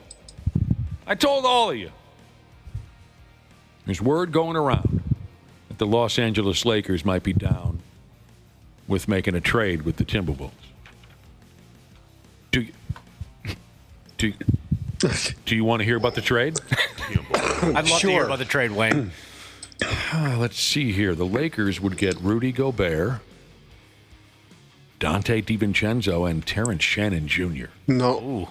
Just hang on, Randy. I know that sounds like a lot. He's choking over there. He's upset by the... The Lakers would get Rudy Gobert, Dante DiVincenzo, and Terrence Shannon Jr.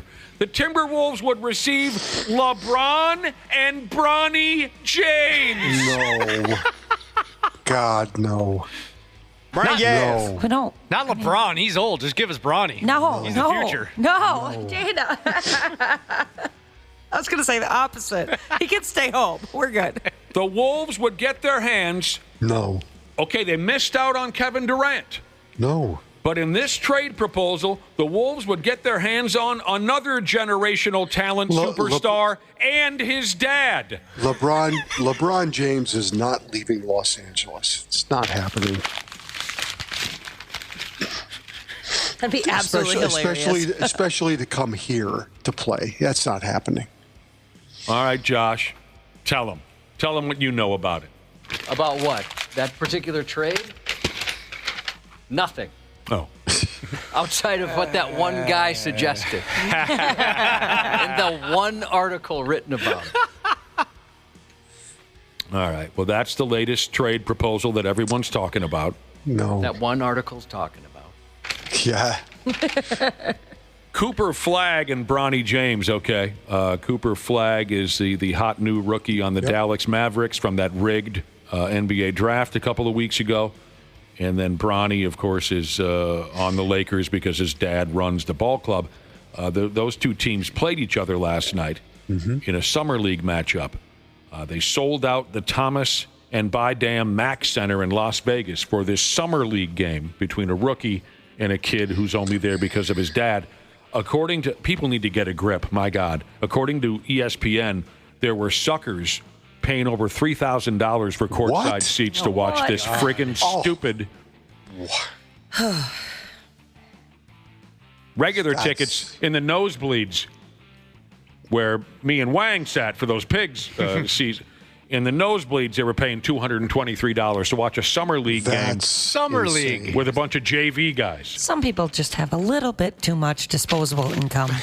It does make you wonder sometimes, right? Let's see. I could pay my mortgage or go to this summer league game. F me running. I'm over here thinking if I really want to splurge on guac being extra. Some people spend $3,000 to go see Bronny. And I never do it, Dana. I always talk myself out of it. Randy, is it this weekend when they play that celebrity golf tournament in Lake Tahoe, that whole thing? I don't know, Nick. Okay. Somebody could look up. Could look it up. I don't know. We talked about it a couple weeks ago. Yes. So it is this weekend. Yeah, the 9th through the 13th. Okay. Oh, so it already started. Yes, sir. Okay. But they'll probably put it on television this weekend. NBC usually carries that. Okay. Yeah. And it's all ex-baseball players, football players, television and movie stars. It's all right. Fun. It's actually kind of a fun thing to watch. Yeah. Well, yeah. I mean, I hate golf, but I might be drawn to bad golf. And there are certainly. But it's not. No. Golf. I know there's a handful of guys who are really good at it, but there's also a handful of guys who are not. I'm not going to get that from a regular golf tournament. You can watch it on NBC and Peacock. By the way. Like Charles Barkley. Okay, I'll watch Charles Barkley golf because he sucks. And the reason I bring it up, Charles Barkley is the biggest long shot in the field to win this weekend's celebrity golf tournament there. Yeah, I would say he's a no shot to win. But Okay. yes. His odds are 7,500 to 1 at Caesars Sportsbook. He finished a career best 58th at last year's tournament. Yeah. And again, what's Joe Mauer's odds? I don't have that in front of me. Maybe someone can look that up. But yeah, Joe Mauer going to be there. He's a really good golfer. Yeah. The favorite is, how do you say it, Joe Pavelski, longtime NHL hockey player. Mm-hmm. Where's Josh Allen on that list? Isn't he really good at golf? He's a scratch golfer, yeah. I don't have any of the odds in front of me except for a few. I have a few of the favorites. The favorite is Joe Pavelski, followed by Marty Fish, followed by Tony's Romo, followed by that Steph Curry puke. But if you can find Joe Mauer or what's his name, Marcus Allen, what'd you say? Josh Allen. Josh Allen. I'm looking at I don't have the odds, but I'm looking at the pairings. The group going off at 10 a.m. is Nate Bargatze, Charles Barkley, and Larry the Cable Guy. Oh my God. I bet they have some fun. The things I would do to be a part of that group. Just to ride along in the cart with one of them. Yes. I have got to plan a vacation to go out to Lake Tahoe and just watch one round of this, just for fun. It sounds like so much fun to watch these guys horse around and play golf. Yeah. Do any of them need a caddy? They have a good time. It's going to be fun. They have a good time. It's an absolutely gorgeous golf course. It's beautiful. Right there, sits right on the lake. In fact, 17th hole is that par 3 right on the lake. It's beautiful. I have my family in North Carolina in 8th grade. I got to go out there for the Jimmy V golf tournament, the Jimmy V Classic. Never give up. Yes, and they had Jordan, Barkley, all the tons of athletes. Bill Goldberg was letting kids come out and chip for him and stuff on the course. It was a lot of fun. It was just so cool. Mm-hmm. They'll have a good time. As we mentioned last time we covered this celebrity golf tournament, we talked about it a couple weeks ago, I think, when the rosters were unleashed. Josh, Alfonso Ribeiro will be golfing. I know, that's awesome. Yeah, Alfonso Ribeiro, host of America's Fun. Got a text message here about bad golf. I don't know anything about golf courses anywhere, but someone is recommending if you want to see bad golf, you come to the Grandy 9 golf course. The Grandy 9. Anyone know what that means? No. Nope. Anyway, they say the fairway is the safest place to be. Yeah. When I was out in Jackson Hole, Wyoming, people were telling me that I missed out on hanging out with Tony Romo. Apparently, he was in town when we were there, and he was going bar to bar, and everyone was losing their minds, and I never saw the sumbitch. Or else we could have become fast friends. Isn't that upsetting, Josh? Yeah, it would be nice to meet Tony Romo. I used to go down when I was married, my first marriage, I used to go down to Mississippi for a Brent Favre invitational golf party, kind of a thing with all the NFL players. I think it was all football players. I don't think he had any hockey players or baseball players or anything. But that's where I got to meet Junior Seau and Michael Strahan, and I've told you all those stories. So the first year I went down there, I wasn't golfing, but I got to pair up with a NFLer, and I would just kind of drive him around in the golf cart, right? Yeah. And that was how I met Michael Strahan. And the following year, I was so pumped, maybe they'd pair me up with Strahan again, or maybe they'd pair me up with Junior Seau, because he and I also partied hard that prior year. The next year, I hope I can get the right first name, Randy Shaver. This will even be difficult for you. The following year, they paired me up with a punter from the Carolina Panthers or something. He was a nice enough guy. His name was Tuten, T-U-T-E-N. Oh, yeah. Remember that? He was a punter. Yeah. John Tutens, Ray Tuten. Rick Tuten. Rick Tuten. That was the guy I was paired up with the next year. And I said, boy, did I do something wrong? Did I break something? The first year, I'm paired up with Michael Strahan, who's like the most entertaining. The next year, oh, yeah, you're paired up with John Tootin, the punter for the... He wasn't a bad guy. He passed away. Oh, no. At a young age. Oh, no. 52. What happened to John Tootin? Let's see if it says. Unexpectedly died while on vacation in Costa Rica with his wife at age 52. Oh, my God. That was a long time ago, 2017. Of course, leave it to me for bringing it up. Oh. His last memory was disappointing a radio guy. That is so sad. I'm sorry I'm not Strahan. I'm sorry I'm not good enough. Next time. The entire day at golf, he just couldn't get past it. He just couldn't get past it. He didn't disappoint me at all. We had a great time. Dana, the next time I try to make a funny story and the guy's dead, just let it go. That was my fault. Just tell me. Oh, was it you that? Yeah. Oh, Josh, just tell me when we get off the air. All right. Unless I go too far with sarcastic jokes about the guy, then tell me, hey, look, this guy's dead. Don't say anything else. Yeah. I didn't know he was dead. Got some bad news about Wang, too, but I'll tell you off air. Something happened to Wang? This is an off-air conversation. My Wang? Yes. Wangy? Wangy go bye-bye? Goodbye, Nick. I'll check in on you from time to time. Time to time. That's what Wang is saying? Don't tell me something happened to Wang. Goodbye.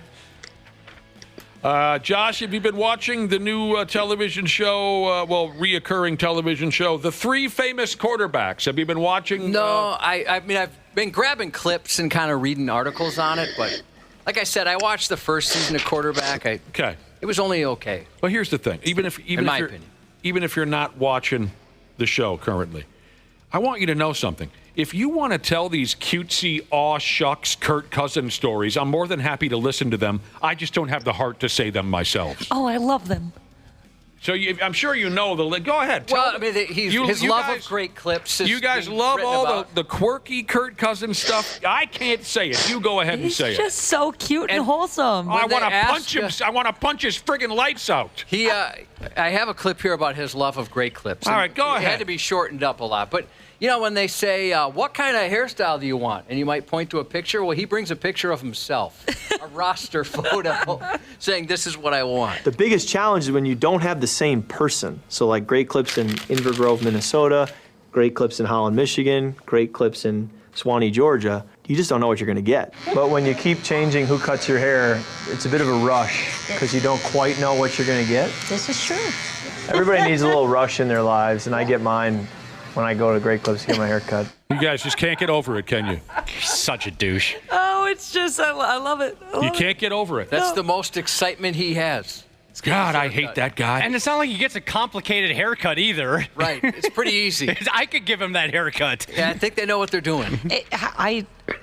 My husband goes to Great Clips, and it is stressful when you have a different person every time.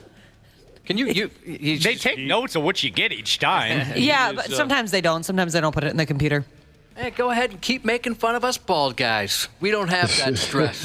Yeah, actually, he's been pretty aggravated lately because he does have a certain person that is at the shop, and she likes to really talk, likes to really tell you everything about her life. And funny enough, I ran into that person the other day, and my opinion was, oh, she's so sweet. She seems like such a nice lady. And he was like, she talks way too much. I was like, oh, all right. I like that when they do that. Sorry about that. I got a haircut a couple of weeks ago after the show. I was just dead-ass tired on a Friday, and the guy, he's in the chair. Guy goes, you want to chat? I go, not really. He goes, good with me. Well, I heard they actually have a button or something you can click when you're scheduling your appointment online that says you don't want to talk. But I feel like I would feel like a huge a-hole if I hit that button. Yeah, they do that in Ubers, and I feel bad saying, like, quiet, please. No, I hate you. There's one in the boss's office, and when he sees me walking in, I don't even make it past the threshold. Yeah, because he knows you'll chat his ear off for 2 hours. The sign comes up and says, just keep walking. We did joke that he was going to put one of those hourglasses in there and just flip it over when I walk in his office. All right, here you go. You got 90 seconds. He's like, I got work to do, man. God help us, Randy Shaver. Enough is enough. Former Viking running back and total doofus Adrian Peterson has signed up. He's signed up for another fake boxing match. He's going to fight. He needs the money, Nick. Mm-hmm. He needs the money. Yeah, well, yeah, I know. It's so sad. It really is. It's just sad. He's going to box against that poker rival friend of his. Right? Okay, the two of them we talked about this a while back. Adrian Peterson and some poker-playing nerd got into a fist fight at a casino in Houston a couple months ago. They were throwing hands over a card game, and now they're going to enter the celebrity boxing ring, and nobody effing cares. Oh, so this whole thing was a work all along. Probably. Yeah, didn't we talk about that and thought that it might be kind of a setup kind of a thing, too? Yeah. Okay. Just like when Patrick Mahomes Jr. and stupid John Rocker were arguing in New Orleans during the Super... Just enough is enough. Yeah. Imagine what you'd have going on in your life that you'd like sit down to order that. Yeah. Well, some of you not a lot. Some of you order that Jake Paul stuff. Yeah. A lot of people do. That's crazy. Oh yeah, that one on Netflix with Tyson. Was that what it was? The last one? Now that I think about it, I did watch that. Okay, I'm the type that has nothing going on in their life that I'll probably sit down and order the Adrian Peterson poker fight. How about this for running back stuff? A running back for the Los Angeles Chargers, Randy Shaver, maybe you've heard of him, by the name of Najee Harris. Yeah, played for Pittsburgh over the last couple of years. Yeah, I saw this. He had a fireworks accident on Independence Day. But it could have been a lot worse for him. It says here a flying rocket or something along those lines hit him smooth in the eye. Oh, that was almost me. Same thing almost happened to me. I told you guys. Oh, right. You told us about that. Yep, it can happen. They say the wound on the mug of Najee Harris is what they call here superficial, and he should be good to go whenever he gets a telephone call to start practicing football again. Word is, though, he wasn't the only one to get caught up in this 4th of July goat rodeo fireworks disaster. The mishap caused injuries to several other partygoers, including one poor bastard who had a few of his fingers blown off for him. Oh, my God. Ah! There's that guy from the Giants in like 2005 that did that. Yeah. This is Jason Pierre-Paul. Yeah, there it is. Right. He lost 2.5 fingers. 2.5. So now the word is that Najee Harris, he wasn't the guy running around the party with the fire bombs and whatnot. He was just there, and he took a rocket to the eye hole, and someone else had 4 of their fingers blowed off. Jesus. God, that's just stupid. Yeah, you're right. Jason Pierre-Paul. That was 10 years ago now. Yeah. That was a big story when that happened too. Yeah. Because he was in the prime of his career and he was. Yeah. Man, and for the rest of his career he had to wrap his hand up in like a club. Like he had to wrap it so it looked like a big old club. And if I remember correctly, when it was really cold, when he had to play a ball game in the cold, it was really, really painful for him because of his little nubby half fingers that he had left on the... Ugh. But I don't remember this. On the same Independence Day that Jason Pierre-Paul blew 2.5 of his fingers off, there was another NFL player named C.J. Wilson, a cornerback, who lost 2 fingers. Not in the same place, though, right? No, not in the same place, but on the same Independence Day 2015. Wow. There were 2 NFL players who lost a total of 4.5 fingers at separate fireworks parties. That's crazy. Separate parties. Ashley almost took a Roman candle to the orbital bone this past Independence Day. Yep. Thankfully, I was paying attention. Wow. I knew better than to trust my husband with that. Do you think maybe it's because you're pregnant? Because if you weren't pregnant, you might have had a couple drinks. You might not have had your head on a swivel necessarily on the 4th of July. That's a really good point, Dana. Yeah, you're right. I was staying away from the fireworks because, I mean, I don't know, they're closer and louder, and I didn't want to scare a little dude in my stomach. So I probably would have ended up injuring myself. Your reflexes were sharp. Yeah, you've got the pregnant superpowers right now. All your senses are elevated. Oh, man. Well, Randy Shaver, that ought to do it. Hope you go ahead and have yourself just a lights-out weekend. Got to soak in these weekends when you can, right? When you get beautiful weather. And these summers go by so fast. We're already mid-July. It's crazy. Yes, love it. Let's get it over with. I'm with Ashley. What's the problem? Wrap it up. I'm done with summer. Well, You're done with summer? Yep. You're in a odd situation. I usually hit this point every year. That's true. You don't like heat anyways, but now you got a little extra help there keeping you warm. Yeah, Don't wish away the summer. I'll take a couple weeks of the heat.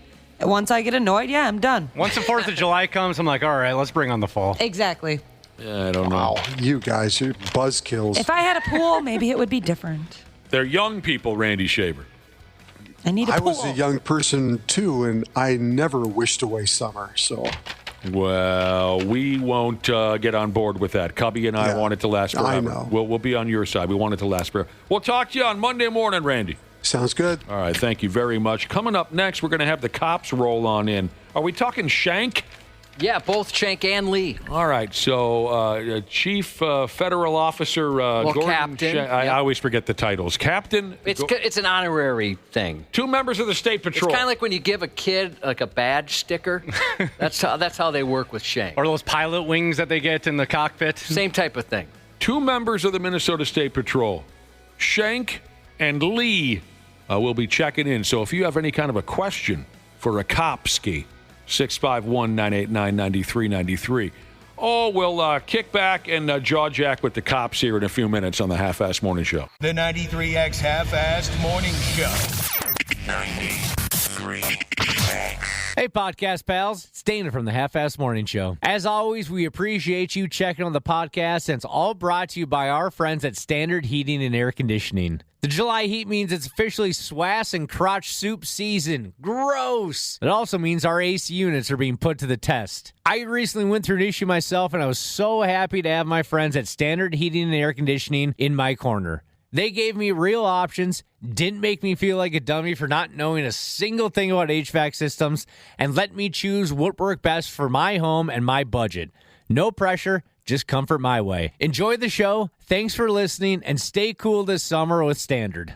Vince Colonnese is redefining news talk. Hi, I'm Vince Colonnese, host of the Vince Podcast. These conversations where we can air all of this out without the filters, without the censors, without people with judgment, that's how you get a healthy country. Adult, reasonable, sober conversations. That's all I want. In-depth interviews, live caller interactions, and a front row seat to the most important conversations of the day. That's why I'm so grateful that we get to do this every day. You are really the best damn audience in media. The Vince Show. Follow and listen on your favorite platform. Minnesota State Trooper Gordon Shank. I called you to report a crime that I don't have nothing to do with. I'm not involved in the crime. I didn't perpetrate the crime. On the 93X Half-Assed Morning Show.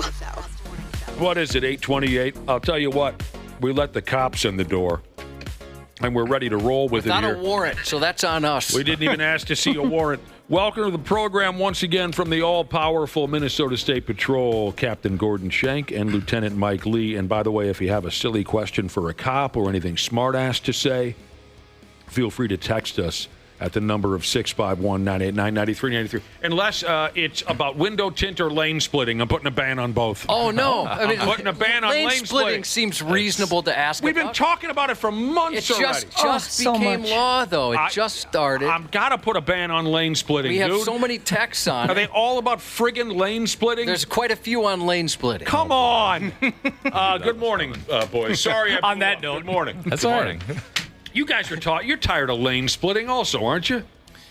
Hey, we are here to aid the public however they need it.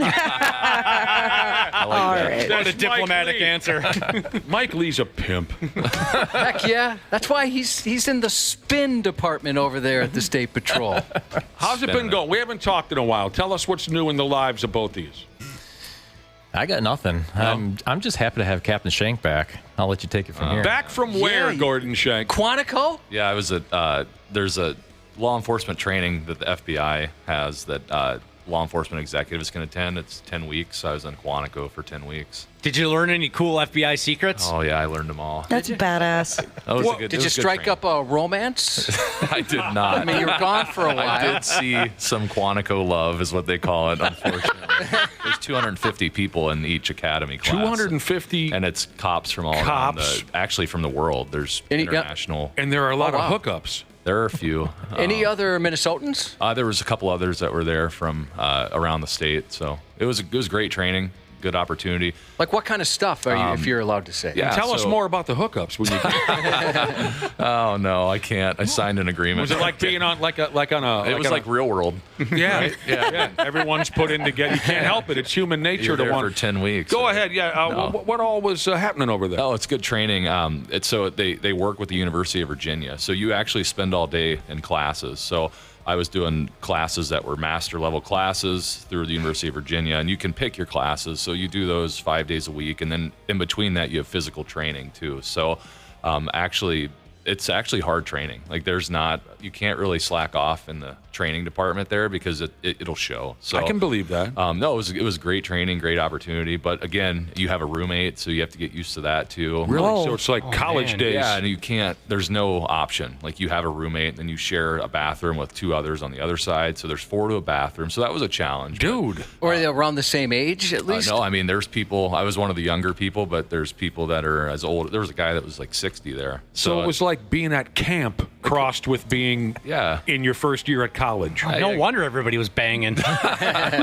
But no, it was good. My roommate, that was an adjustment. He went to bed at like 7 or 8 every night, and then you guys are used to that, right? You get up early, but I was not used to like a 4 a.m. wake up, and he'd watch TV and open an energy drink. This guy is he's gonna break me. Oh, so it was kind of a pain in the ass. A little bit. You're up watching YouTube videos till 1 a.m. Well, and I was very respectful of my entering and leaving the room. Did you guys have any scraps? No. Where you said, hey, look, pal, this 4 a.m. crap, nothing like that? No, I just kind of weathered the storm. It was easier. Tough duty, man. So you feel like it was worth it? It was a great opportunity. You learned a lot? I'd recommend it, yeah. The hardest part is probably being away from my wife and kids for 10 weeks. I flew home twice for a weekend visit. And then, is that right? Yeah, but that got long. That was challenging. Did she strike up any romances? Maybe, I don't know. Mike was over a lot. Oh, really? Did they miss Uncle Mike? Yeah, bringing up Uncle Mike. God, he's helpful. Mommy's friend He's Mike. like, hey, I'll take out the trash, whatever you need.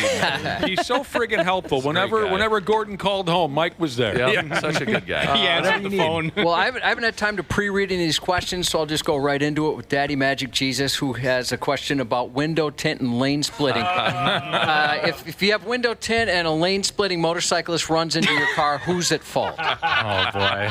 Oh no. I know Nick put a ban on it, but this is the number one question we're getting. And it's a brand new thing. We can maybe just do a one and done with lane splitting. If you can lane splitting. Ready, go. People want to know, is this going to save lives? Is it not going to save lives?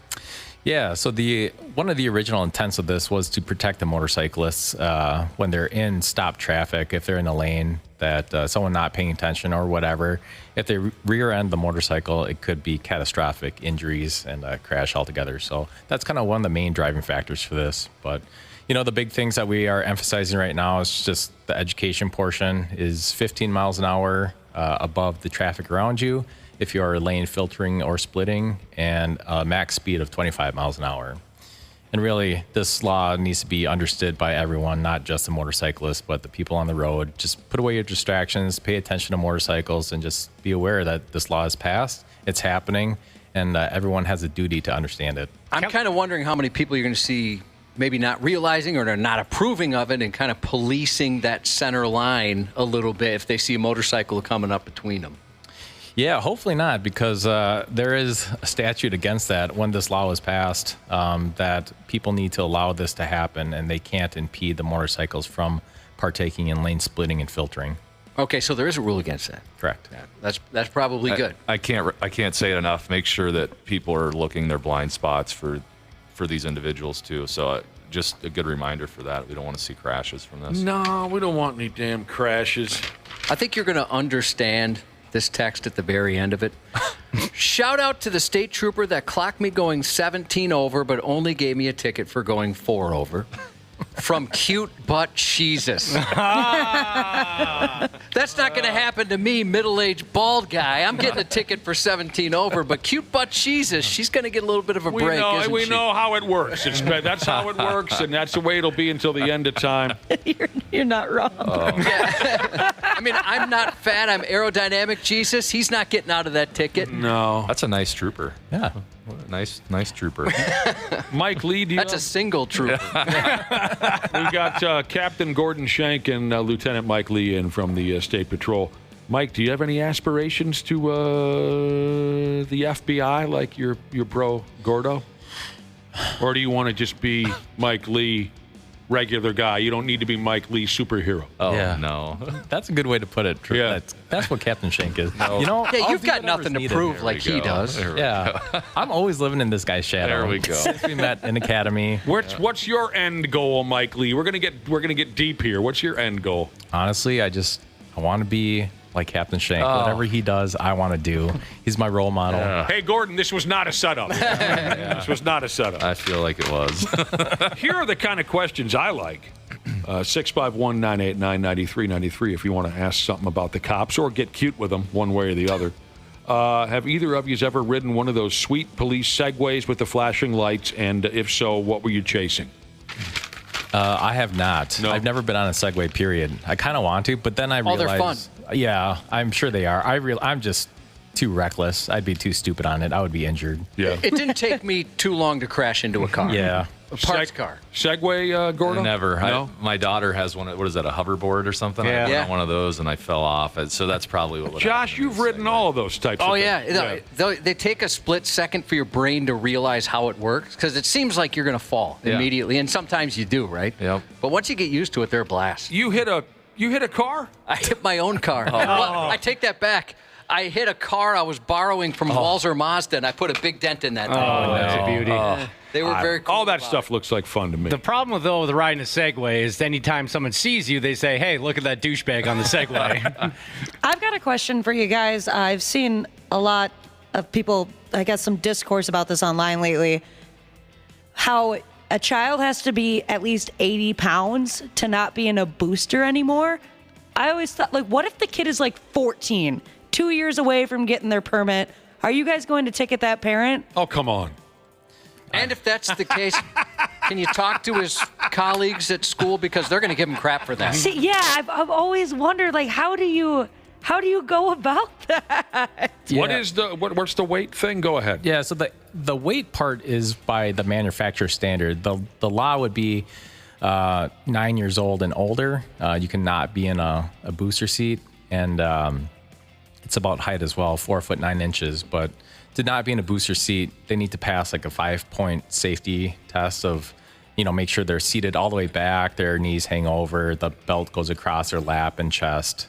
They can sit upright during the whole trip and all that stuff. So, Tell you what, Ashley, I know you're a tough person. Yeah. But you try getting a 14-year-old to sit in a booster seat. Well, that's why people were arguing about it, is And the because there kids was this mom that was making her 14-year-old still do that. No, there was not. Yes, dude, I'm not kidding. The kid's playing JV hockey and his mom's putting him in the damn booster. That's not a true story. That's hilarious. It's good to know there's an age limit, though. There is because no I was 14-year-old on earth who's going to allow his mother to strap him into a booster chair without a friggin' fight. I've got a 13-year-old at home, and I'm buying a booster seat. Sit there, dickhead, for another year. Could you imagine having to bring that to your friend's house? Oh, that is so awesome. I've got zits. I've got a mustache. I play JV hockey. I'm a grown man. Yeah, I'm damn near a grown man. Your buddy's mom is going to drive you to the movie theater. Oh, you don't have a booster seat in there. Shoot, I can't go. Got to turn around. Is it legal to own a radar detector in Minnesota? That's from Lil Boy Local 110 Jesus. Forgot about those. Yeah, it's been a while since I thought about that, too. Yeah, so use of a radar detector is legal.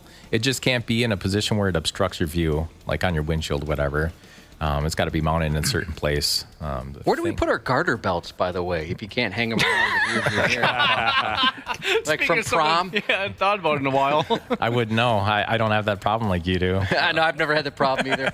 I wish, but it was like a badge of honor in high school. Oh, big time. Like, how the heck did he get that? That's fantastic. Don't see that much anymore. But yeah, the radar detectors are illegal. The radar jammers are illegal. Correct. Yeah. Let's see Do here. those actually work, the jammers? Some of them do. Some of them are a waste of money, but Yeah. some do work. They will scramble our radar, and our troopers do a really good job of identifying that vehicle. And we've had those because they're going to take it as evidence at that point of a crime. And yeah, they're good at finding them. Do you all have lasers as well? We do. Every trooper does? Here's a photographer who has texted into the program. He's got some ideas for you boys over there at the State Patrol, boys and girls. You guys have... Do you not have... Well, maybe not. When you're training up in Brainerd, right? You train to drive the vehicle. Little Falls, sorry. Yep, that's okay. But do you have driving competitions ever amongst yourselves? Like you guys get a week off and you have driving competition. Who's the best driver? Who's the best at performing the pit maneuver? Is this made up or does that actually happen? Well, I mean, that's part of our training, just to... you continue to stay sharp. Yeah, practice our skills. Okay. And we're self-taught. So, for example, like Captain Shank's an EVOC instructor. So I don't know what they do during their instructor research week. We can assume that they're working hard, but I mean... they're racing quarter miles. I went to one of those. When you had it at DCTC? Oh, yeah. Actually, I went to a couple of them. That's a blast. It's a good time. Yeah, you guys seem to be having a lot of fun. It is fun. Yeah, I mean, it's fun to hone in on your skills, but also, yeah, I mean, because we're practicing the courses that we're going to train the rest of the troopers on. So we do obviously try to get the best time safely, of course. Yeah. But, there's pride in getting the best lap time on the track. Of course. And things like that. But, yeah, I mean, the goal is for traffic safety, not just for the public, but for our troopers as well. So it's a good week of training. So someone mentioned a pit maneuver. Do you guys have a grappler yet? We do not. Are you going to get some of those? What is a grappler? Egan got one. So cool. Saw that. And basically it just like shoots a net underneath your vehicle to slow it down, right? Correct. And it's to avoid pit maneuvers. A net is shot under a racing some motor sort of vehicle. net. So think of someone fleeing from a traffic stop and just latches onto it, slows it down. Who's on the other side of that net? Like the strongest guy in the department. Yeah, the strongest guy. Yeah. He just holds on tight. A couple guys. It shoots out of their vehicle. Some Scooby-Doo Whoever won the bench press competition is the other side of the net is braced by a motor vehicle. By a squad. Yeah, it stays Correct. attached to the squad car. F me running. And then is it Bloomington that has the stop sticks that shoot out this? It's like Spy Hunter stuff here. It's like, what is that one called? Stars Chase or something? I can't remember. I think so. I think you guys must just like pit maneuvers too much. Don't take the fun away from us. We're always looking at new technology to help mitigate the risks of pursuits. But as of right now, we don't have any of that stuff. But I'm sure our fleet guy's looking into it. Do you ever call like OnStar or something and say, hey, stop this dude, he's too crazy? Well, what's that now? OnStar does what now? If there's a stolen vehicle fleeing, I mean, obviously that could be an option if it's able to be done. But there's some challenges in trying to get that coordination as well. Yeah, it'd probably take a while. Yeah. They are difficult to deal with. I will say that. I've tried to get it like turned on or turned off or had an issue before, and it's a really long process to get in contact with somebody. It would be kind of funny if you're in the middle of a chase, you're trying to stop it, and they put you on hold. You hear the sirens in the background. You have to start pressing buttons to get to different menus. We got to take a little breaky break, but we're going to continue our conversation. Our guest this morning, Captain Gordon Shank and Lieutenant Mike Lee from the Minnesota State Patrol, and we welcome your questions. And again, smart mouth comments, 651-989-9393. We're creeping up on the weekend now. We're about ready to roll, but still we're jaw-jacking with our bros from the State Patrol, Gordon Shank and Mike Lee, and our wonderful, glorious listening audience has been sending in questions and comments for the boys. So, here's one that wants to get real technical. This is from Lil DD. Oh, boy. You familiar? Anyone? Lil DD? Oh, yeah. I don't know if we've ever met, but they texted into the show. Lil DD was wondering, what's the difference between a trooper, a patrolman, and a sheriff? Is there an easy answer to that question? Sounds like the setup to a joke. Yeah, it does. The punchline. Yeah, so the troopers are employees of the Minnesota State Patrol. And generally, a patrolman refers to an officer, which usually works at a local department, a police department. And then a deputy is a sheriff's deputy, which works for the county. There you go. Thanks for the question. And what's a push pop? Do you guys know what a push pop is? Can we answer that? Just tell us. What's a push pop? I am going to say, like, the candy. Don't worry about it, Mike Lee. Dana, you know what to do. We'll send you some lean. Don't worry about it. You don't want to be part of this, Mike Lee or Gordon Shank. And we thank Lil Dee Dee for his or her question. PhD, she just wants to know, when you're getting pulled over and in the left lane on the highway, should you proceed to the right shoulder, or is it preferable to pull to the left shoulder? I think it depends on the situation. I mean, if there's no right shoulder, which sometimes can happen, that may be your only option. I mean, preferably we'd like you to get to the right shoulder if you can. It's just safer for us. I think that's what I'd be more comfortable. Yeah, I mean, we want people to, and we try to guide you over. Like when we're pulling you over, we'll try to slow traffic a little bit and kind of inch you over to the right shoulder. What we don't want is people stopping in the lanes of traffic. That is a safety issue and a nightmare. That happens enough. You got to say something, huh? Absolutely. Yeah. Oh, man. Earlier this morning on the way in, we take that right-hand turn, Josh, to get to the building, and you take a left, and there's another right, and then you take another left.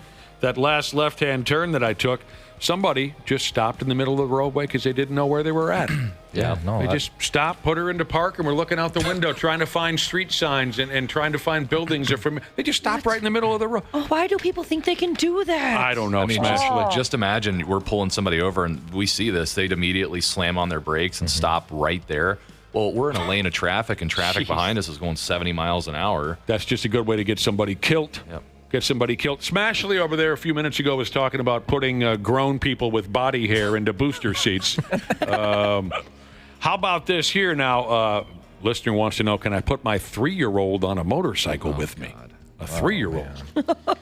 Doesn't sound like you recommend that. Do not recommend. But what if they're wearing like really cute like leather jacket and chaps and Hey, we heard you talking about chaps this morning. I feel like I'm one of those people that say assless chaps are just chaps, period. Like, you don't have to say. We heard that. Yeah. We heard that, yeah. Dude, that was funny. I wish we had a television program, because all I had to say with that last question was, can I put my 3-year-old? Shank's head drops down and he starts shaking it to the side and says, oh my God. So I would imagine you boys are going to say, no, don't put a 3-year-old on a damn motorcycle.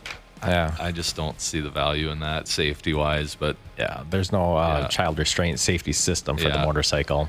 So Jesus, that would scare the hell out of me. Yeah. Now, if they choose to, can they lane split with that 3-year-old? Well, who's driving? With window tint. Yeah. Depends who's driving. Yeah.